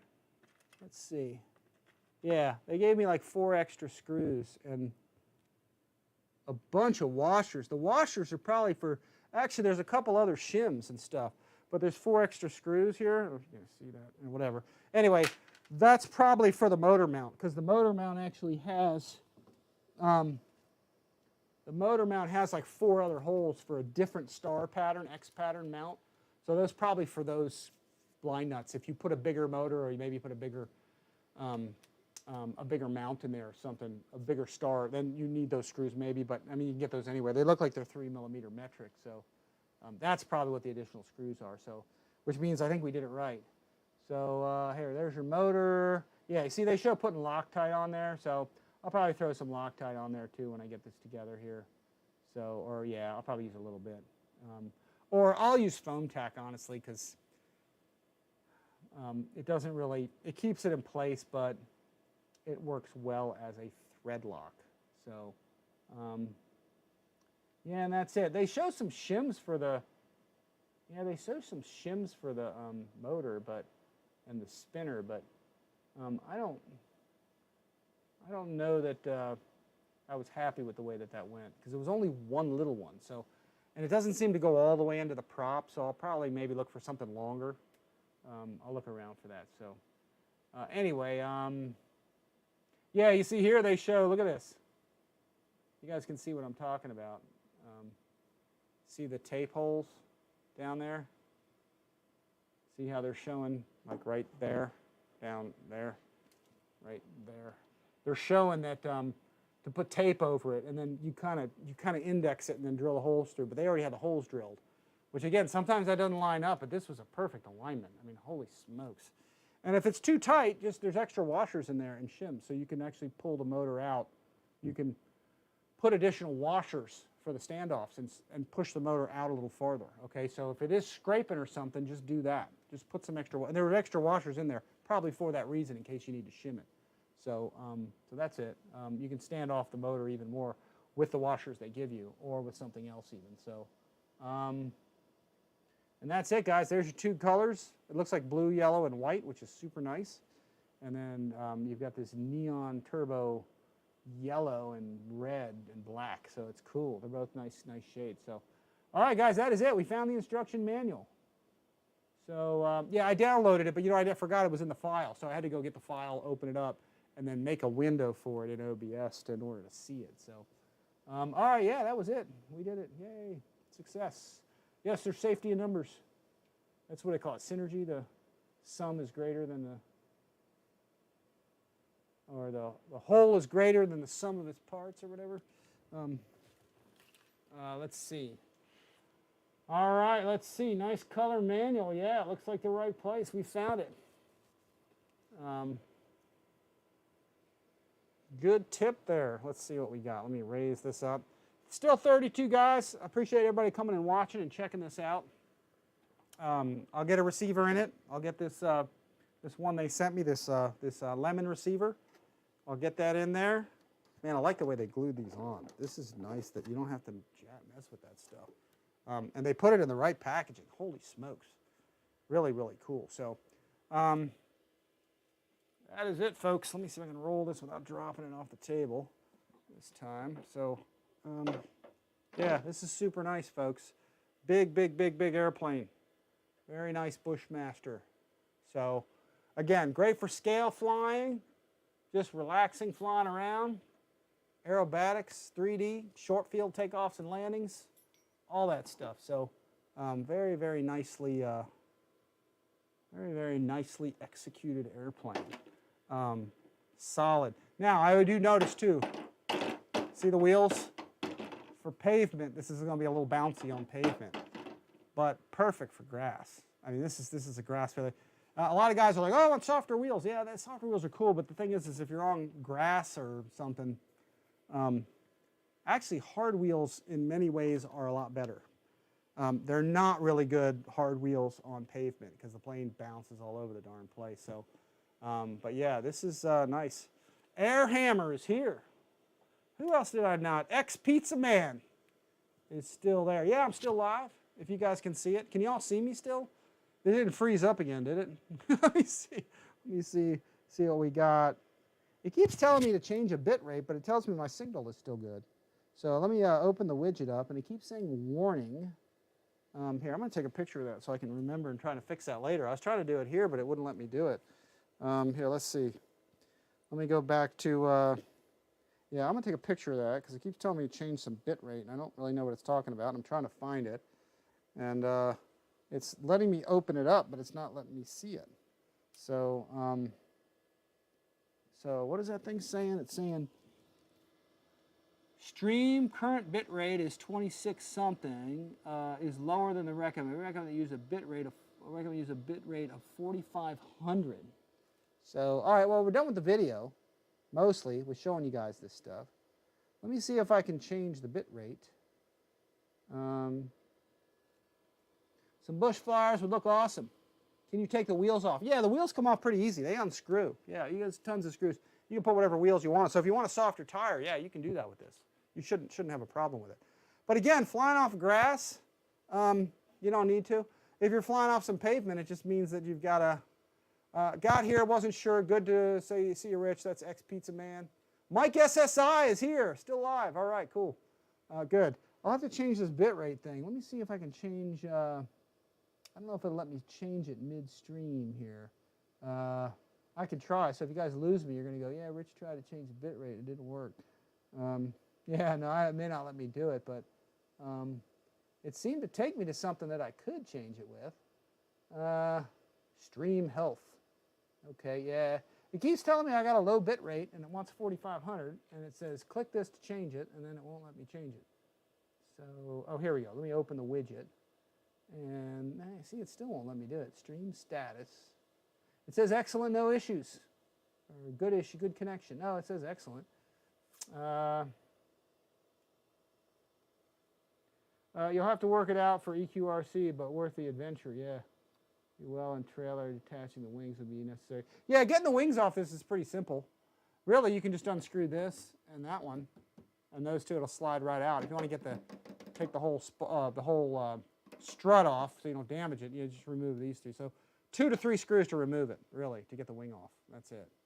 So you probably want to remove the struts to transport it, for sure. So here, let's see. All right. Trying to handle this bit rate thing.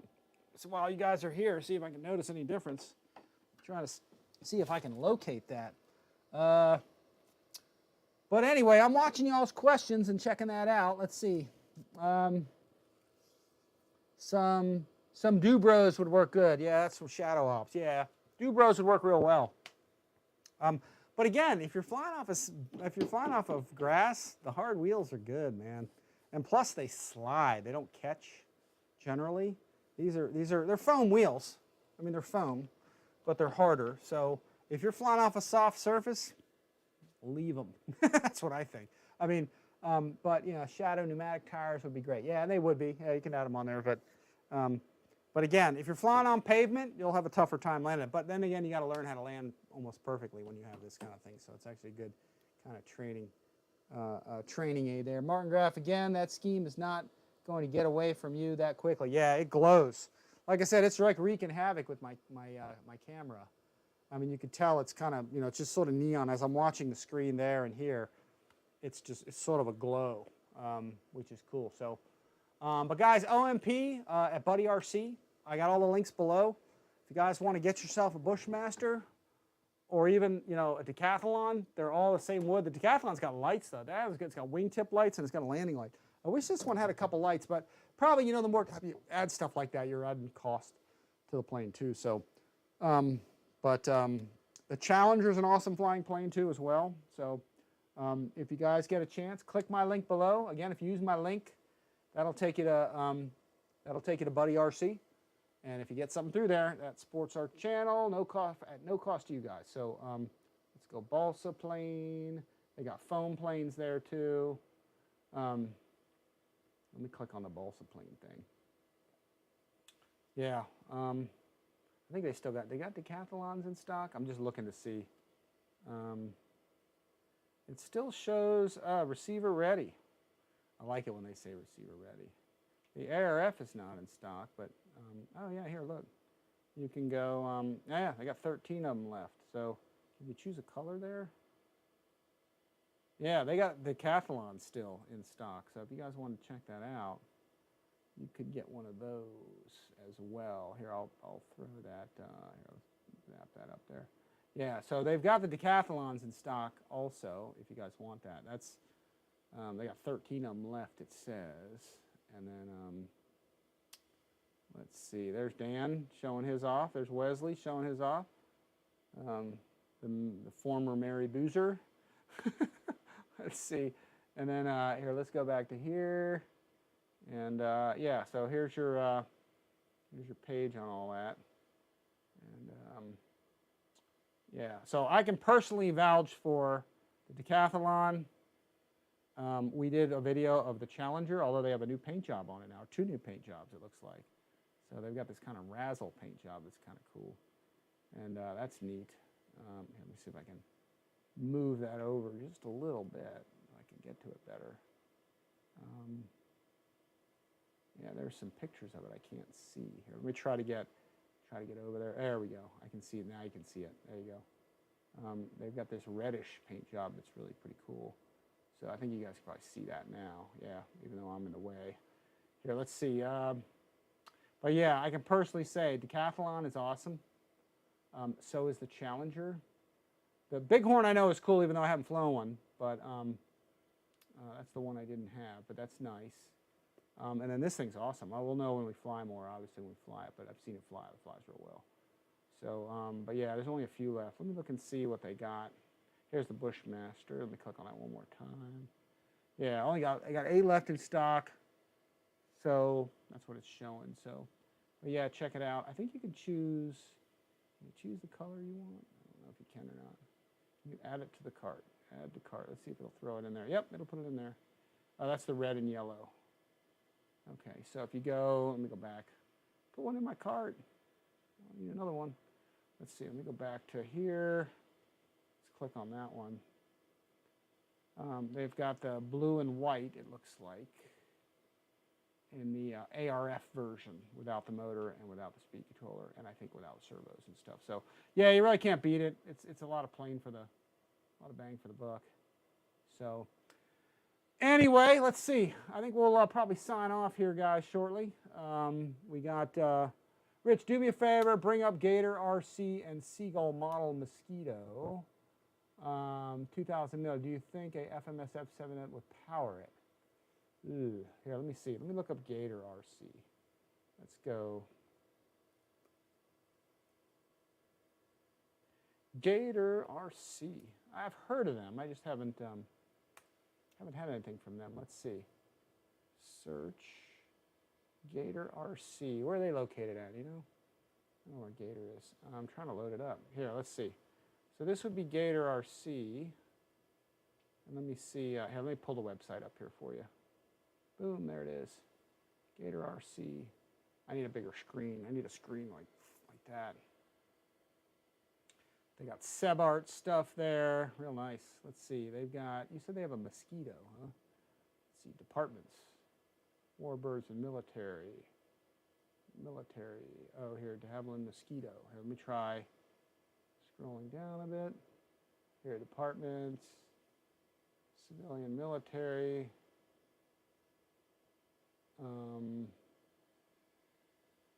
It's not letting me. Oh, here, let's go. Let me just type the search box.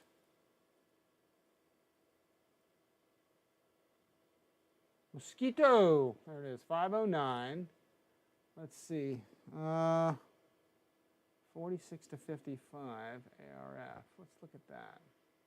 Oh, that's nice. I like that. Seagull models, cool. I still got my old de Havilland Mosquito videos from Freewing from a long time ago. I still got the airplane too. Yeah, I'd definitely go electric with that. Wingspan is 80 inches. Well, the Tiger Cat is, the Tiger Cat, if I'm not mistaken, is 67 inches. So, I mean, yeah, it probably would carry that, I would imagine. You definitely could put in their larger motors from the 1700 millimeter P51 or the Corsair, same motor. But the Tiger Cat might, it's hard to say. What's the weight of this thing? The weight is, what's the flying weight? 13 to 14 pounds? It's maybe a little heavier. I mean, you probably could get away with it if you had the right props, but what is it, 250 amp speed controllers? It runs on 4-cell? What are the prop sizes? I'm looking at the prop sizes that you got there. What do they recommend prop size? I mean, it probably would. I mean, the weight seems similar. And plus, you know, the Mosquito or the Tiger Cat, Tiger Cat's a fighter plane. It's not a bomber. So it's, you know, whereas a bomber doesn't really need all the power necessarily. You just need it for sort of the speed. Yeah, hard to say. But yeah, I mean, you'd probably be all right. You'd have to try it though. The weight looks about the same. I think a Tiger Cat might be like 10 or 12 pounds. 250 amps, which is, Tiger Cat uses 260s. But the Tiger Cat uses a 6S pack. That's the difference. So, yeah, 10.7 prop. This one has, yeah, the Tiger Cat's got 14-inch props. So, yeah, I mean, you probably could get away with that. It probably would work. It probably would be powerful enough. So you probably could use a Tiger Cat setup in there, I would imagine. But I'm kind of speculating here, you know what I mean? Here, let me go, let's do this.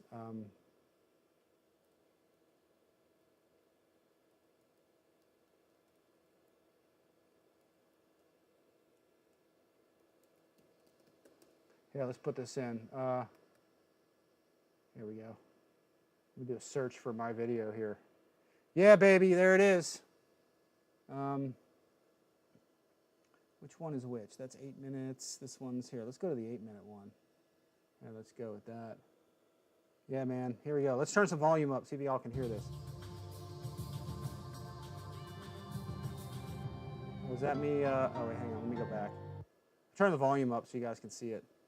See if it, let's see what this one does. Can you guys hear that volume? Is it too loud?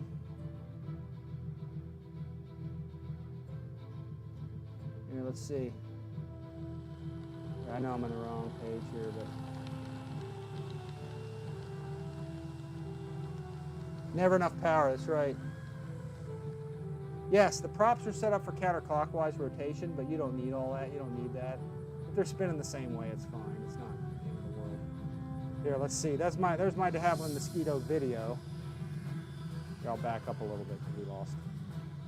No, we'll just leave it. Can you guys hear the volume okay? So I'm going to separate. I'm going to do something I probably shouldn't do. I'm going to separate this log. Let's see which one it goes to. There we go. Now I can see what you guys are doing and have the log up.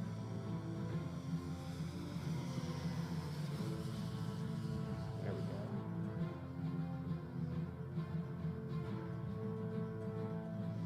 You guys hear that music okay? Tried to put some cool music in there.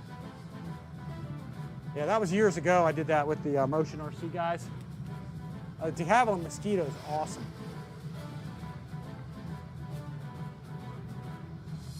But it's not really aerobatic like the Tiger Cat is. I mean, here I'm flying it upside down, but it doesn't really do that, you know. You wouldn't see a full scale doing that. That was Pete filming. Pete was always really good at filming that kind of stuff.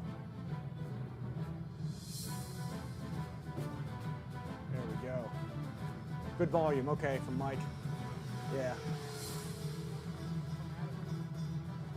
That was back when I had time to edit. I still have that plane. I've been meaning to get that out and fly it again, but eventually I probably will. So yeah, I did a whole build and assembly and stuff, and confused everybody. And no, they wanted me to do a video of putting doors on to get the doors, because guys are having problems with the doors. It'll stick right to the epoxy. So I made a comment in the beginning and said, just say glue them on and get the doors to free up and sand it, and then it'll look really nice. But if you really want to engineer it, do what I'm doing here with wax paper and all that stuff. I did all that, and people were like, oh my God, do I have to do all that? And it's like, well, I said in the beginning, no, you just have to glue them. But I guess I should have done, in hindsight, I probably would have done one side just by slapping it together and do the other side like this. But the finished product ended up really, really nice. So, and I still have that plane, so I need to get that out at some point. Whatever pile you can. And I haven't touched the airplane. Sure, I'll be bringing here down. All right, doesn't get too much better than. Yeah. So yeah, that was the. Is on here. Here's where. Anyway, you guys can check those videos out. I got a few of them out on the Mosquito, which is pretty cool. So let me take. Let me go on to there. Let me make that quiet again. So anyway, so there we go. All right, we're all done with that. Let's see if I got any more questions from anybody. And just a quick reminder, actually, let me do this one more time. Let me throw this up here, websites, one more time. Just a quick reminder, guys, like we had already talked about, the USTE, the Ultimate Scale Truck Expo. This is one of the coolest events. If you got an RC car, or you want to get a deal on an RC car and you want to have fun driving around, this is like the event to go to. It's in, was it Williston, or what was it? Yeah, Williston, Florida, kind of Gainesville, Ocala-ish area. But they've got the coolest crawler courses set up. And we're going to be there. Amy's going to be there. We're all going to be driving around. There's everybody of all ages, guys, girls, everybody driving cars, crawlers everywhere. So it's like an RC event. They got here, you can see here, they've got the slick tracks and stuff. They got big tractor trailers, guys climbing mountains, hills, bridges, tunnels, you know. But everybody can drive an RC car at this event, and it's cool. So it's a lot of fun. It's a ton of fun. So come check it out. We'll be there. I'm not sure exactly which days. I may be there like Wednesday, Thursday, Friday, I think. But I think it's Friday, Saturday, Sunday. So maybe it's Thursday. I got to look. But anyway, the dates are, which I think is 17, 18, 19. I think that's Friday, Saturday, Sunday. So I think I'm going to be there a little early helping out. But these guys are building these awesome courses and stuff. And everybody can drive cars. You will have a blast. You'll go there and go, holy smokes, we got to go to this from now on. It's just that much fun. So FMS will be sponsored it along with other groups. You know, there's so many other sponsors there.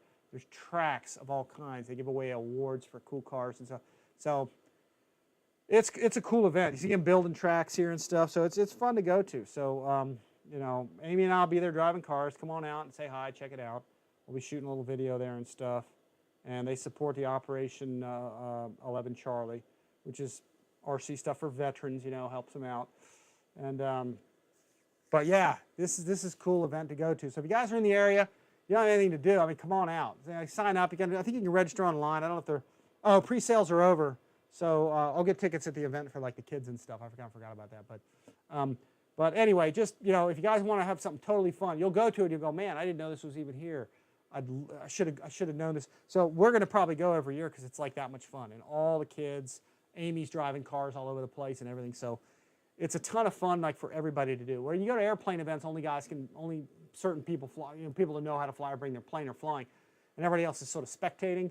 Not at this show. At this show, everybody can drive, and it's so much fun. Anyway, check it out. We will be there, so come hang out with us. Me and Amy will be there, and the kids and stuff. So we'll be doing all that. I'll probably have a couple FMS planes there too. I usually tow the Mustang around, you know, and there's a lot of cool stuff to see. A lot of very scale cars, very unique stuff that guys build. So come check that out. And then, of course, KMRC model burners we demoed today. Awesome burners.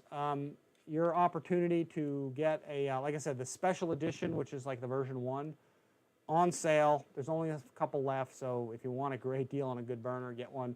Version 2 and version 3, or version 3, those are the new ones available, so check them out there. And I got links below for everything, guys, so check those out. So let me clear this out. Let me get rid of this website link thing here. Let me kill that. That's gone. And let me get back to my board here. I got that thing all screwed up, don't I? Let me try to open this up because I can't see my chat log right now. Sometimes I can see my log, sometimes I can't see what you guys are saying and stuff. So let's get back to that. So we'll get this Bushmaster out to the field, fly it as soon as we can. We got a lot of new stuff coming, guys. It's going to be kind of mind-blowing. So, you know, stay tuned because we'll be showing you some of that stuff. So it's probably not what you expected, but it's going to be cool. So yeah, EQRC, props are set up for counter rotation on the Tiger Cat. They are, even though you don't need it. Nice plane, nice flight. Let's see. Guniac Stax is on the way. Sound system. Yeah, I've got the Guniac Stax, which I showed in a prior video. And I'm going to get that in an FMS Mustang. I have those stacks right here. So we'll be showing that in a video coming up here. And I'll put those in there. That's kind of a cool effect. It'd be nice to see them going off all the time, though, not just at idle, just because they look cool, even though that's not really how it works. But anyway, everything RC looks fun and great. Yeah, that's right, Ian. You got it. So, all right, guys. I think we still got 35 guys here. So, again, guys, I appreciate y'all coming. I've got to figure out where this bitrate thing is. Does anybody know where this bitrate setting is on this thing? I'd love to fix that right now. I'm trying to find. I don't know that there is a way for me to do that midstream. I'm looking for that, trying to find out if there's a way to do that. I know kind of where to do it in the menu, but it's not letting me change that. And there's probably some place to do it that it's not obvious to me. Oh, you know what? Oh, wait, hang on. Let me go. I know where it is. Yeah, let me try this. File. Let me go to Settings. Yeah, let's see if I can find this. See if it'll come up. I don't know if it'll let me do this midway. Oh, yeah, it might. Here, let's go Stream. Let's go, no, is this showing that? Output, replay, audio. Oh, maybe it's audio. No, it's not there. Yeah, it may not let me do it while we're doing this. That's sample rate. And then, no, it doesn't show that. Video, I may have to change that somewhere else. Advanced, let's look there. There might be a bitrate setting in there. No, I don't see it. I'm just trying to find that to change and see if you guys notice anything while I'm actually doing this. So I thought that might be a cool way to do it. But I'm not seeing, oh, maybe it's under, this is where it might actually be. Let me see. No, I don't see a bit rate there. I think it's under streaming. I think it's something I got to do while, and I'm looking under streaming, but it's not letting me, yeah, it won't let me access some of that stuff. Output, audio bit rate I see. Audio, recording, streaming. Oh, there's the bit rate. Okay, here, let me go here. I think it'll let me change it, so let's try that. I'm going to bump it up here. It's saying 4,500, so let's see if it'll let me do this. There we go. Okay, let's apply that. Okay. All right, let me know what you guys think. I just changed the bit rate to 4,500 because this thing's bitching at me. So let's see, open widget. So warning. Okay, let's see if that warning goes away. Do you guys notice any difference now that I'm at a 45 bit rate? Let's see. Good stuff, Rich. What's next? That's from Airhammer. Lots of cool stuff coming. Again, guys, big stuff is coming. And you're probably not going to guess what it is, but we'll be showing it to you here soon. Stuff's going to be coming shortly here. Lots of news, lots of changes, lots of improvements, lots of upgrades to the channel and all kinds of stuff. So we'll be doing a lot. I've been off grid for about 2 months. I took some time chilling out. A lot of work's going on. So let's see. EQ says birthday present to myself. Let's see. What's it say? AirQ says, yes, Rich, what's coming in the future from FMS? So that's, I wasn't even talking about that. But yeah, there's stuff coming from FMS. So stay tuned. Soon, guys. Soon. Stuff is coming. What's coming in the future for FMS? Everyone else has something coming out. FMS has gone, like you said, they've gone surface a lot. And that's cool because they're getting good in the market there, which is good. It just solidifies their kind of position. So, but, you know, the aircraft is going to start coming. So just remember, we're more important than, just remember, we are more important than work. So trip trade with open time. Yeah. trip trade with sick time, and you can make it work. Yeah, no, it's just there's a quite a pilot shortage going on right now, and sometimes stuff gets up, comes in front of me, and I gotta take things, or they don't have enough people to do it, or whatever. So yeah, no, I know. It's just I was supposed to go to the E-Jet Fest event, and it was windy as heck the day I was going. I had to pick up a trip the 3 days prior, so I couldn't go to that. And then I looked at the weather. I'm like, man, it was windy as heck. I had a plane to bring for everybody in the car and stuff. I'll bring it to another event to give away. But a trip came up, and I'm like, sometimes you got to balance a little bit. And the other thing too is I got 4 kids to send to college, so I pay for 6 cell phones and 6 of everything basically because because of all this. So obviously no bucks, no Buck Rogers. You know what I mean? So yeah, sometimes you got to take the trip that comes up. It's just sometimes there's no math in it sometimes. But yeah, but I'll trip trade more. We'll be going to events and stuff, and we'll be going more live, here. So and doing some other things. So you'll see as that come up. I've got a lot of stuff in the works. So a lot of times I'm not doing live shows or as many videos as I used to because I've got other things going on where I'm trying to build infrastructure and that kind of thing. So I can do more videos and more live in the future. So I'm kind of taking the time now to structure things better so I can do more later. So, and you guys will see what I'm talking about when that time comes. So, but stay tuned because there's some cool stuff coming that'll kind of blow your mind a little bit. Anyway, all right, guys, I think we're going to sign off. Definitely want to thank everyone for showing up. Yeah, families first. I could trip trade, but yeah, family's got to go first. So cool. But I think I did get my bit rate straightened out. So let's see. Oh wait, hang on. Let me look and see. Is this thing gonna? Hang on. I'm gonna swap back here. Let's go here. Let's see. Let's close that. All right. Hopefully I don't get another message like that one. I don't think so. Well, at least we didn't have any lockups. I actually started sorta on time. No audio troubles. I'm using my trusty lapel mic and stuff so I can go where I want and do all this stuff, so and say things and work on stuff. But we'll get this together. Awesome Bushmaster. Like I said, guys, mostly screws. Got to glue the tail. Got to glue some CA hinges. Got to do a little push-pull on the rudder and tail wheel. And a little screwing together here, but that's really it. That's all there is to it. So can't complain. I mean, it's very awesome airplane. They're doing a hell of a job at Buddy RC and OMP. So if you want some of the best quality, wood airplanes around, Buddy RC is where you get them. I mean, definitely these are phenomenal. I usually never sell my wood planes. I had to do it with one a long time ago. That was it was a Cirrus, which was a tremendously good. It was fiberglass and wood. So I kind of regret doing that, but sometimes you run out of room and stuff. This is one of those planes that probably I'll definitely be hanging on to this for a long time, just to fly it around. If I start running out of room and they're not selling it anymore kind of thing, and I have to get other planes coming in and stuff for reviews and things, then I'll sell it off. But I usually pass that savings on to you guys. Like when I go to events and stuff, sometimes I'll donate a plane or actually or I'll sell it for something, like for half the price it costs new, and everybody gets a fully built airplane. So, I do that a lot. Guys always ask me, what do you got to sell? So, and I usually am bringing stuff out just because mostly I'm running out of room. I wish I could keep them all. So, but I'm working on that too. So anyway, Pay It Forward says, yeah, good to see you live. Hope all here is, have a good week and be safe out there. So yeah. Airhammer, thanks for coming. All you guys, thanks for coming to watch the show. Appreciate it. Pass the video on to folks that hadn't seen it. Like and subscribe to the channel as usual. Use my links below. Let people know this video's out there so they can check it out and see it. And I'll be getting it fully assembled, Loctited and all that. Getting the receiver installed, bounded and all that stuff. And we'll get it out there and fly it, give you guys a flight demo of it. So, all right, guys, with that, we're going to head out. Appreciate y'all watching RCINFORMER once again. Come to USTE. Check out the KMRC model afterburners down below.